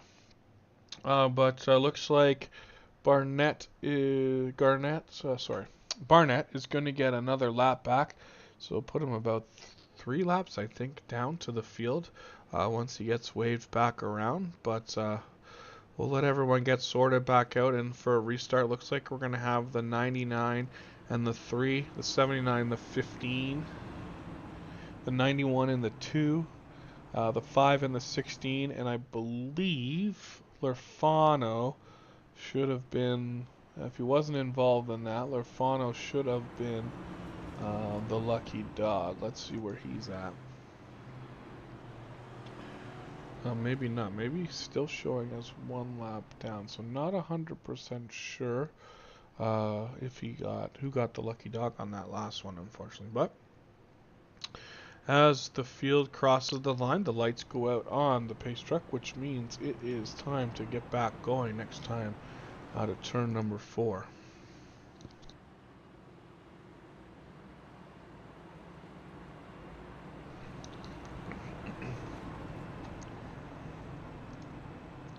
So it looks like we'll go green with exactly 50 laps to go here in the Gamer Tube Elite 600 from Charlotte Motor Speedway in Concord, North Carolina. You're watching the Sim World Racing Network. My name is Nathan Christensen, the voice of the All-American Racing League Cup Series. Thanks for sticking with us here. We're coming up to about 10:45 on the East Coast as we look to wrap up these last 50 laps here and crown ourselves the first ever 600-mile race champion for the All-American Racing League Series. So normally we do about 60% length races outside of the 600 here. We did the Daytona 500 was full length at the beginning of the season, and then I think there's might be a couple more. I think the next Bristol race will be 500 lap full length, and maybe the season finale. Not 100% sure on that one, but I know for sure Bristol will be full length. But with that said, pace cars down to pit road as the field will roll into the Geico restart zone. The green flag will be out. 50 laps to go, this time across the line, as we are back racing as the 99 gets a hell of a jump on the rest of the field.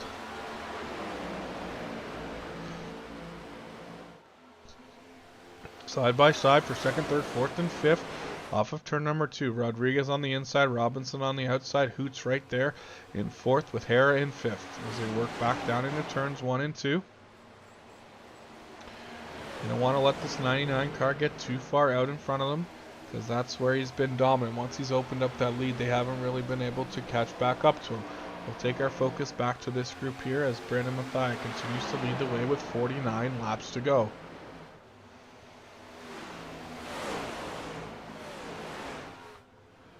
Robinson into the outside wall off of turn number 2. He comes down a little bit, gets in the Hoots, side-by-side contact down the back straightaway. That lets Rodriguez sneak up in the second, but scratch that as the 91 works his way back around the bottom. Side-by-side through the tri-oval, it's Hoots and Rodriguez for second. Robinson settles for fourth, and Hera in fifth. Down into turn 1 they go. Robinson pushing the 91 underneath the bottom of the 79. We work off of turn number 2. 91 clear of the 79, able to take over that second spot on his own. The battle's for third. They work their way through turns 3 and 4. Robinson using that bottom line like he has so strongly through 3 and 4 for most of the second half of this race. Not able to get it done as they continue to run side by side through the tri-oval and down the front straightaway.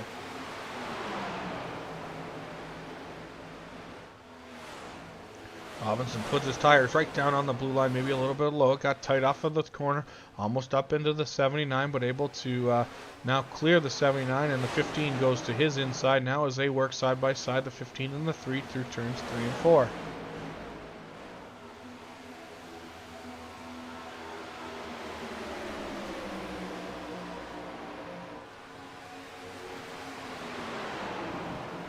Now, Hillbilly looks to make a move on the 3. He's down on the bottom. The 3's on the outside. They work off of turn number 2 side by side. Is able to get clear of him is the 15. Now the 3 dives back to the bottom of the 79. So the 91 is kind of driven off from this battle for third. He's looking to run down the 99, who's got about a 7/10 of a second lead over. He's got a 1 second lead over Robinson.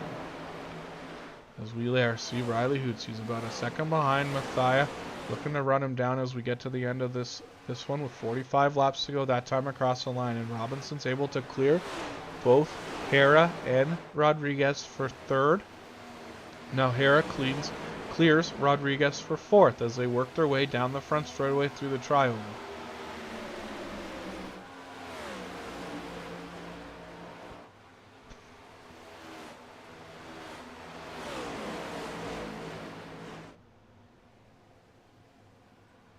Oh, Robinson into the outside wall. Hera into the outside wall. Boone into the outside wall. Everyone just pushing so hard to get to pick up that throttle as early as they can, making those cars extremely tight on corner exit, trying to knock down the fence. But you do it too many times, you're going to knock the toe out of it, that's for sure. But they work back down the front straightaway. Rodriguez able to get a run around the outside of the 15 on the entry of turn number 1. Nothing happening there as the 15 gets a great run through the bottom. He looks to move to the outside of the 3 down the back straightaway. Not able to do it as he now looks back to the inside of the 3. Is he able to nose it in there on the entry of turn number 3? He is. Side by side through 3 and 4. The 15 on the bottom, the 3 on the top. Not able to make it side by side off a corner exit, but great run off the bottom there. But that prevents the 3 shuts the door, preventing the 15 from getting by. Down through turns 1 and 2 now. It's the 79 and the 15 again side by side with the 3 holding on to third. They work their way down the back straightaway. Single file nose to tail. 42 car of Bledsoe is not in this one.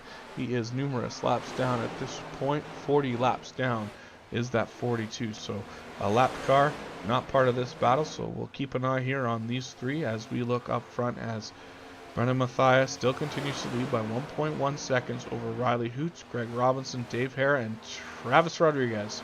Currently your top 5 here with 41 laps to go in the GamerTube Elite 600 from Charlotte.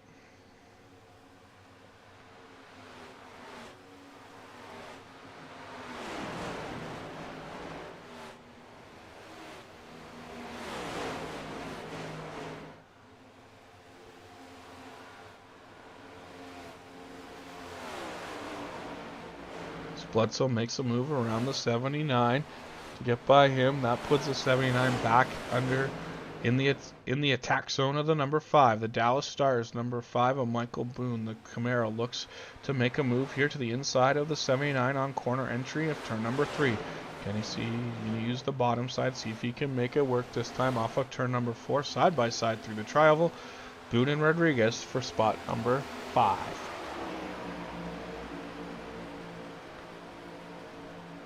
Again, still side by side on the entry to turn number 1 and 2. The 5 machine able to get a good run there through around the bottom. He's able to get up in front and shut the door on the 79. Will the 79 cross him over and look back to the bottom, or will Boone go to the bottom?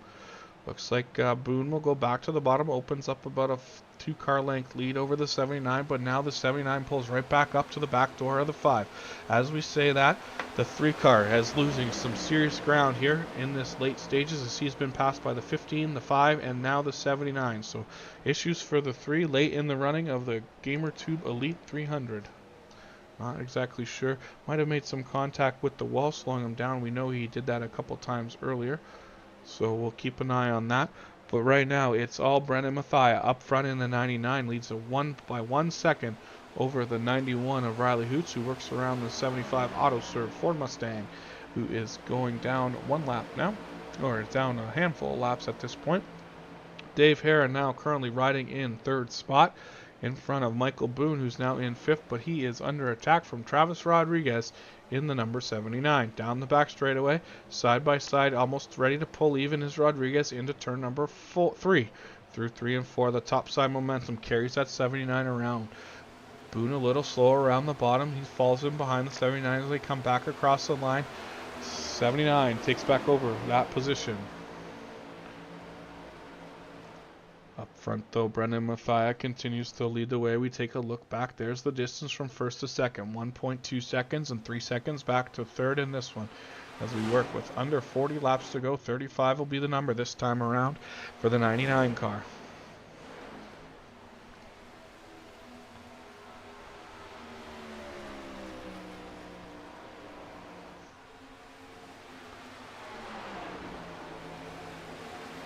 Work through turns 1 and 2 again. 35 laps to go until we can call this one over.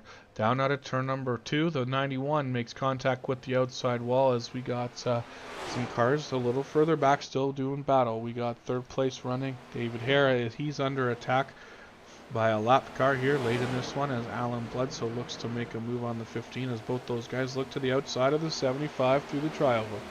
Travis Rodriguez holding on strong to fourth place there in his number 79 Toyota.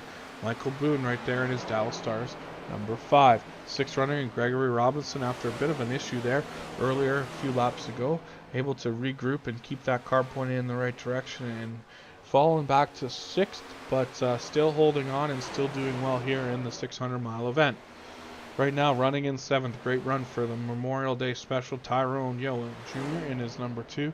Then Ken Peck involved in that last yellow flag incident, got pretty hard contact from Chad Snyder in that accident, so he is running back in 8th position. And then Dave Lurfano up here kind of in the mix with all these other cars. He is running 1 lap down in 9th position. He is the first car 1 lap off the pace. As looks like Hillbilly is going to let the 42 slip on by as it's not for position. No sense fighting a car 40 laps down that aggressively here this late in the race. As he will let the 42 by. As I say that, he goes back to the inside to make a move on him. So maybe he's not done with them. Back up front though, the lead is still 1.1 seconds between the 99 and the 91 as they both enter turn 3 and 4 with 31 laps to go. This time across the start-finish line for Brennan Mathia.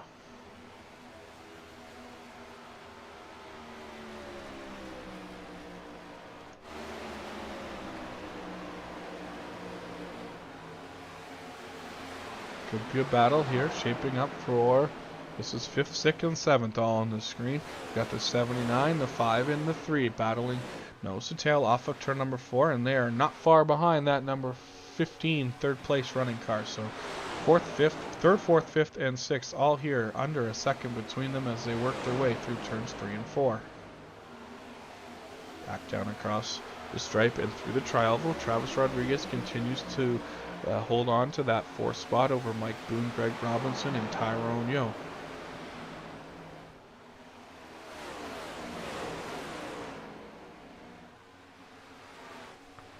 Great run off of the corner for Boone. Is he able to do anything with it this time into turn number 3? Nothing yet, but looking to set up the 79 for a pass here shortly.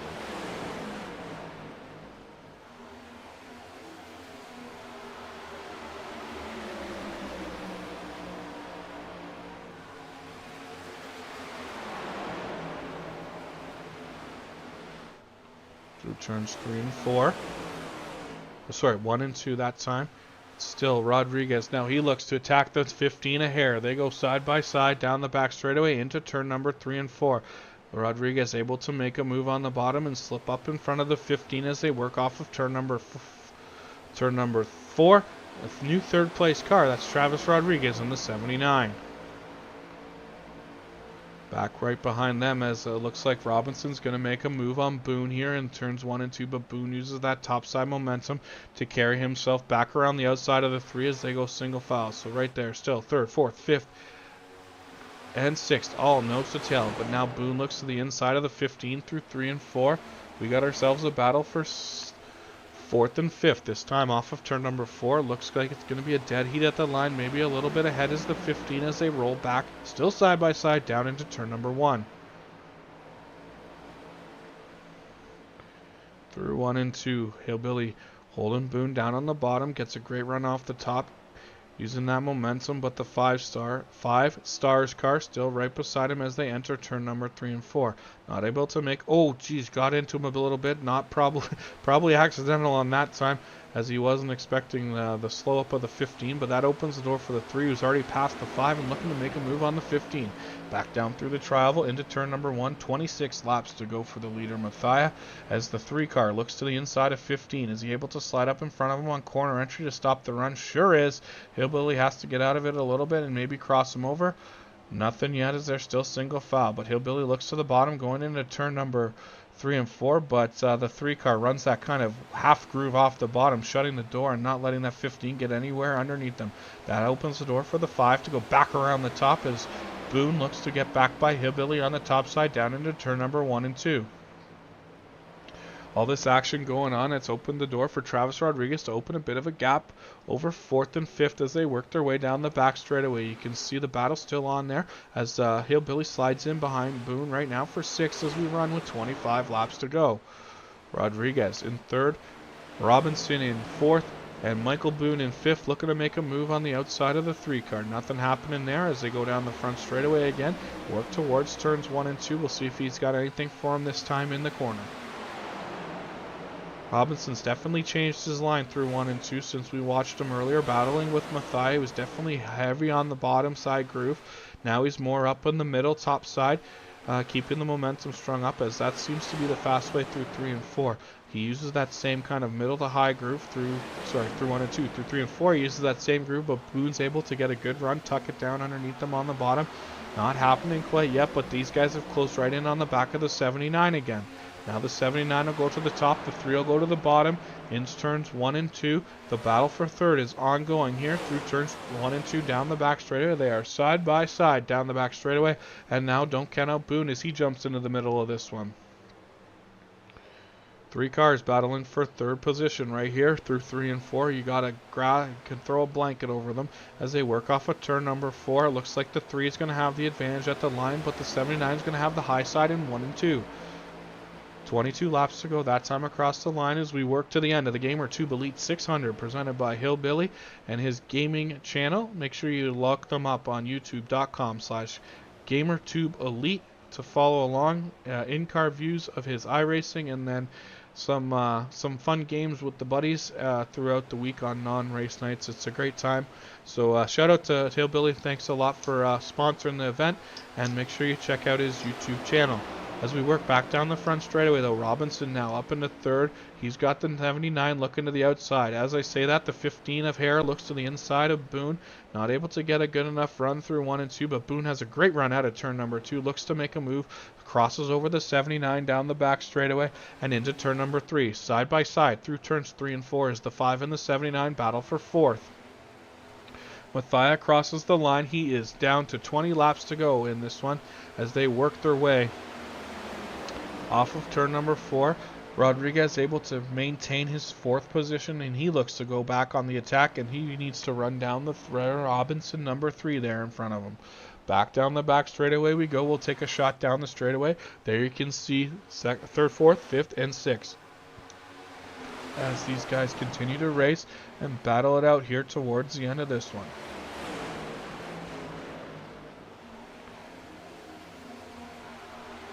Up front though, Mathia, it's been all him since the last restart. After that caution, he's got a 1.4 second lead over his teammate and closest competitor, Riley Hoots, in 2nd.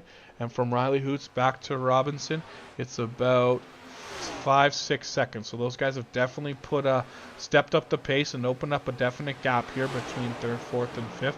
But the battle right now on the track is a hot one here for 3rd, 4th, 5th, and 6th as we're going to keep our eyes locked on these 4 cars as we run ourselves down to the end. 18 laps to go from Charlotte.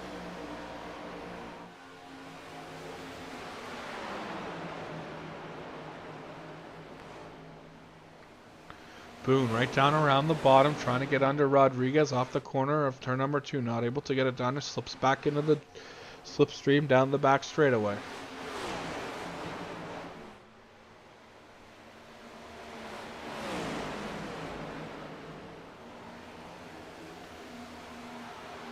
Field rolls back across the line. 17 laps to go as we work towards 11 o'clock in Eastern time as we are getting near the end of this one. Like I said, 17 laps to go before we can crown our first winner of a 600-mile event here for the All-American Racing League.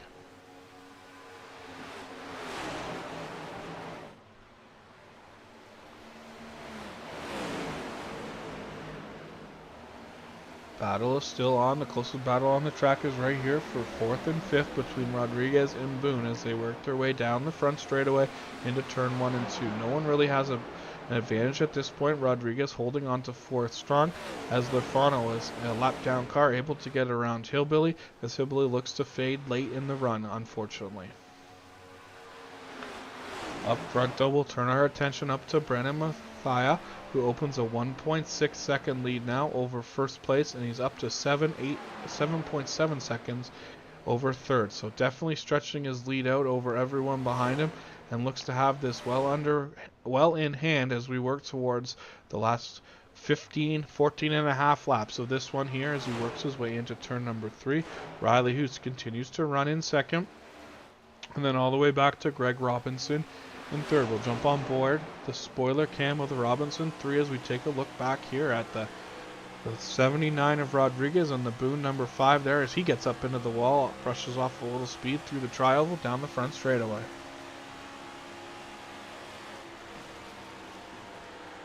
Looking at the back half of the top 10, you have Michael Boone in 5th, Dave Hara in 6th. Right now, Tyrone Yo runs in 7th with Ken Peck in 8th, and Dave Lafano 1 lap down in 9th, and Greg Barnett currently 3 laps down, running in 10th. So it just proves that it pays to run all the laps, even if you have a bad start to the race and have some issues come up. If you can keep with it, it's highly recommended that you do, because Garnett at one point was 3 laps down running in last, and now he's 3 laps down running in 10th. So he's going to come out of here potentially with a top 10 in this one, even though he's 3 laps down. This is shows what it means to just keep moving and keep racing while you can. But looks like Boone is going to be falling back as now Lafano there in the white and red and gray car has passed Boone as Boone drops off a little bit, holding on to that 5th spot still. But Rodriguez, he's into the outside wall this time off of turn number 4 with 12 laps to go. He's still looking to make an attack move on the number 3 here as we get down to the last 10 laps of this one.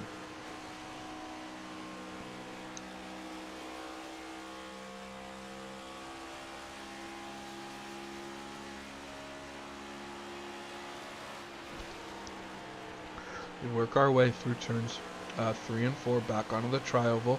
Still continues to be the 3 of Robinson in 3rd, Rodriguez 4th, Boone 5th.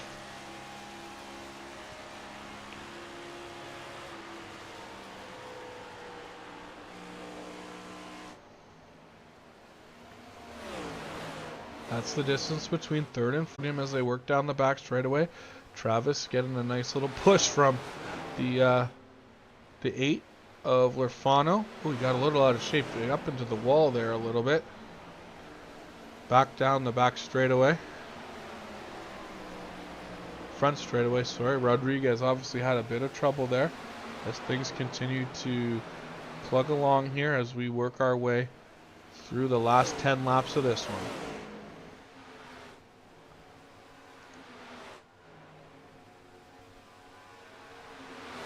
Got some fans tuning in online. Again, thanks for tuning in on the SimWorld Racing Network. Sticking it out with us here over the last 9 laps as we crown our first ever 600-mile winner. We got some fans of the number 38 out there. He's bounced back and has a good run. And then we got Come On number 3 from a fan for Greg Robinson out there. So lots of fans joining us tonight, and we appreciate the views, and make sure you tune in next week and on Fridays and Sundays when we host other races here on the SimWorld Racing Network. This time out of turn number 4, it's going to be 8 laps to go for your leader, Brendan Matthias. He's already working his way through turns 1 and 2, and that gap is up to 2 seconds between him and second place, as he has, like I said, been the dominant car all evening here. Late in this one, he continues to show that he is the man to beat on these 1.5 mile tracks as he works his way through 3 and 4, coming back down. 7 to go this time for him off of turn number 4. Riley Hoots looking to have a good finish here. If it wasn't for bad luck, Riley would have a little bit of no luck at all as he's struggled here with some accidents and some issues over the last couple of races, and now he's bounced back obviously here with a solid second place well in hand. He's got about 6 seconds between him and the 3rd place Robinson at this point. There we go, back our attention to Greg Robinson there, the blue and red number 3 running in 3rd, and then behind him Travis Rodriguez in the 79 purple, green, and black machine as they work again through turns 3 and 4. Almost to the 5 lap to go mark this time. 6 to go though out of turn number 4.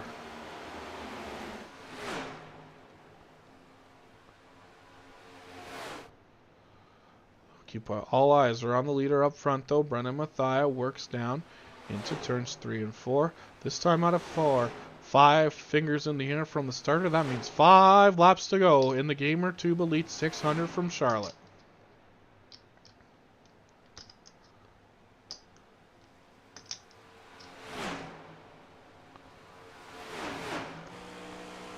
We ride on board, looking out the back towards the second place car. That's the gap between first and second to the red place car at the back of the screen.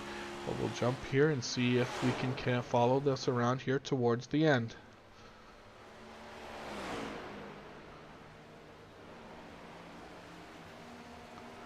As we work towards the end of this one, no real battles on track. The closest 2 cars for position, though, are right here, the 3 and the 79. They work off of turn number 4. Back through the trial and 1 to go. Back into turn 1. We have 4 laps to go.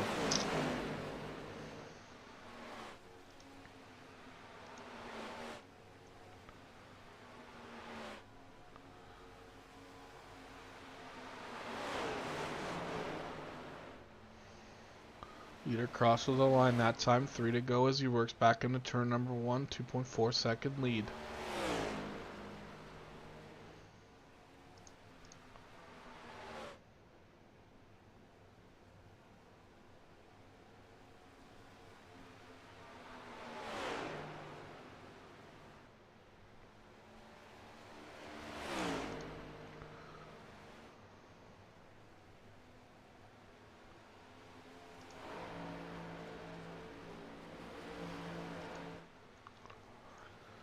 As we watch Brennan Mathia methodically work around this 1.5 mile oval over the last 2 laps as he works his way down to pick up his 3rd victory of the year, I believe. Let me just double check that. Yeah, it would be his 3rd victory on the season and the first 600 mile event winner in AARL history. Off of turn number 4, white flag in the air. Brennan Mathia coming back around to the checkered flag next time. Pretty much could mail it in from here, as they say, as he has dominated this one for sure.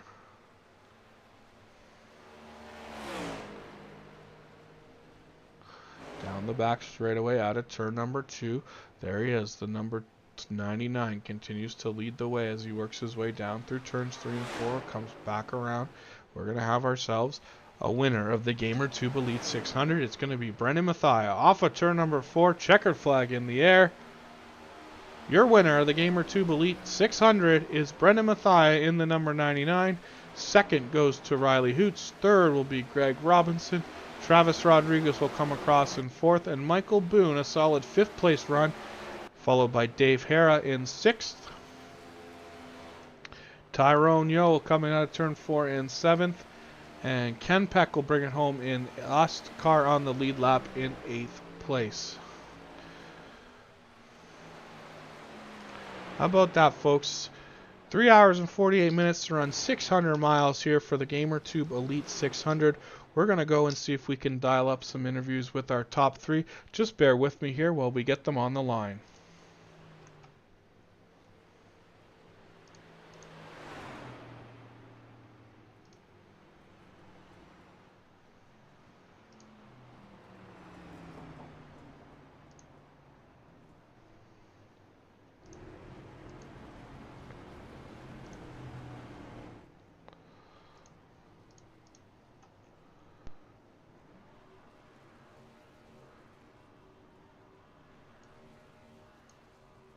Hey Greg, it's Nathan up in the booth. You got copy? You answered my question. I was just asking if they do interviews on Tuesday nights. We do interviews on Tuesday night, and you are being interviewed for your solid 3rd place after 600 miles. I won't keep you long because I'm sure you have to probably pee, but congrats on the 3rd place finish, and you had a good 3rd stint there. Was kind of you played the fuel mileage game and put yourself in a good position to capture the win potentially. That's pretty much what turned that race around for you, I think. I screwed up in qualifying, which set me back. I was very confident going into this because Charlotte's my best track. And yeah, I was good on fuel mileage because the way I drive this track is just lines up with my fuel mileage game. Well, I'm glad to see you up here on the podium. Anyone you want to thank before we let you go? my esports team, Full Send Racing, and my family. All right. Thanks a lot, Greg. Hope you have a good week, and we'll talk to you next week, hopefully. Okay, that was your second place finisher, Gregory Robinson. We'll go and see if we can get a word with third place, Gregory Robinson. We'll go see if we can get a word with tonight's winner, or second place finisher. I'm getting ahead of myself, Riley Hoots. Let me see if we can dial up Riley. Hey, Riley, it's Nathan up in the booth. You got a copy? Oh, yes, sir. Congrats on the second place run there. Pretty good result for you. You've had some tough luck here over the last couple of weeks, so it probably feels good to get that turned around, headed back in the right direction. Yeah, man, but I've got to say this one, it stings to lose this one. It was being a special event and all. I really threw everything out there to try and get it done, and I wish I would have had another restart to get a shot at Brendan once we both got out in the clean air away from those other guys. We were so even, and I just couldn't get back to him. But really, really happy to come out P2 at the end of 600 miles. Anyone you want to thank for helping you get to the podium tonight? Well, everyone on my team at the Premier Racing team, and all the practice and all the notes that we shared all throughout the week to come down to a really fast setup. Shouts out to them. And of course, as always, my wife Victoria for being my biggest supporter week in and week out. Yeah, that's about it, man. And thank you as well, Nathan, for showing up and broadcasting this long race. No problem, no problem. It's great having you up here on the podium, and hopefully we'll talk to you again next week. Yeah, thanks, man. Take care. So that was second place finisher Riley Hoots, and we'll go see if we can grab a word with tonight's winner, his teammate Brendan Mathia in the number 99. Just bear with me here. Hey Brendan, it's Nathan up in the booth. You got a copy? I do. Congrats on the third win of the year. That's a big one. 600 miles under your belt tonight. How do you feel about getting that win? Oh man, yeah. I was gonna be mad if I didn't win that race. So yeah, no, I feel super fortunate to be able to hold it off right there, and my wrists are hurting pretty good. If I've ever complained about my wrists hurting after a race, I can't because this was tough. Well, it was very mental. So those guys played a little bit of fuel strategy there at the end of the third stage, and it kind of put you in a spot where you hadn't been all race, restarting in about fifth there, and you're able to make your way through them, and then obviously be in front of that last accident, which really helped, and it's put you in a good spot on the last restart there, able to open up a gap with those guys battling behind you, and just kind of drove away and ran your race and held your pace. So congrats on the big 600-mile win. Anyone you want to thank for helping you get here? Yeah, I mean, first and foremost, you for doing the broadcast, get to send it out to my dad. He gets to watch, so that helps a ton. And I'll go back and watch it later. All my teammates, Riley, Kelly, and Alan. Fortunate for Alan, Riley had a fast car. He tested me that whole last day, and really all race. So big shout out to him for testing me all race, and everybody that puts this league together. Yeah, no, this definitely is a special win. So thank you. All right, no problem, Brendan. It's congrats on win number 3 on the year, and hopefully we'll talk to you soon. Thank you. That was tonight's winner of the GamerTube Elite 600, Brendan Mathia.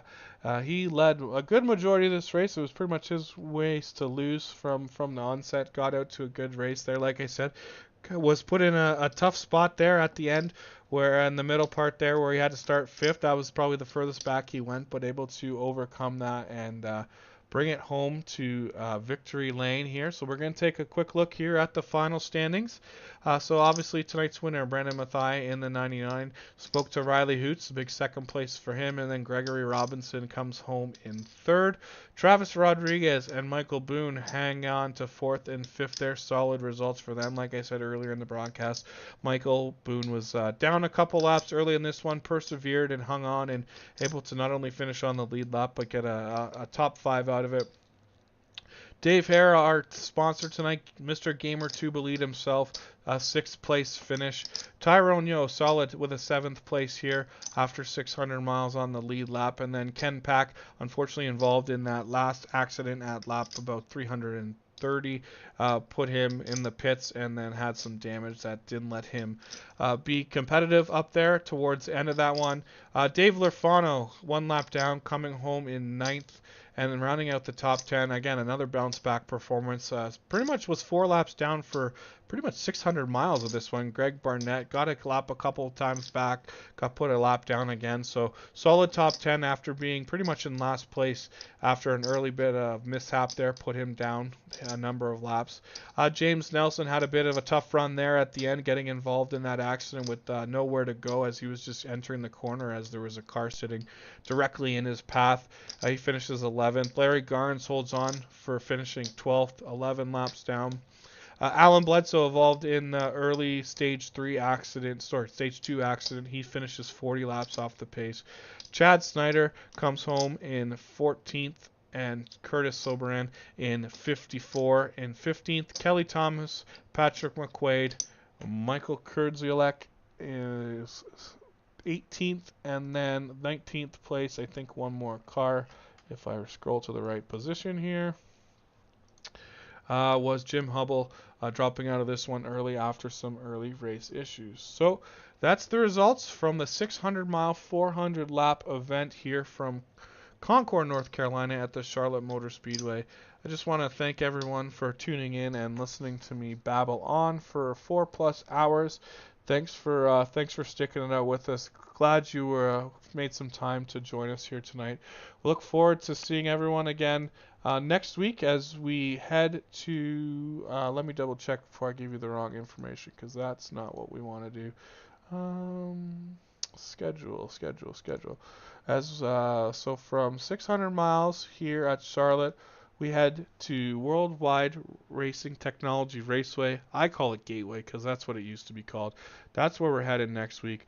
We'll see all you guys next Tuesday night. Back to our regular time, 8:30 green flag for next week's race. It won't be 4 hours, I can promise you that. Back to regular distance next week. But again, thanks for joining us here tonight and sticking it out. And we do appreciate all the views and all the comments. Tell your friends, tell your family. We're here every Tuesday. So again, thanks a lot, and we will talk to you next week.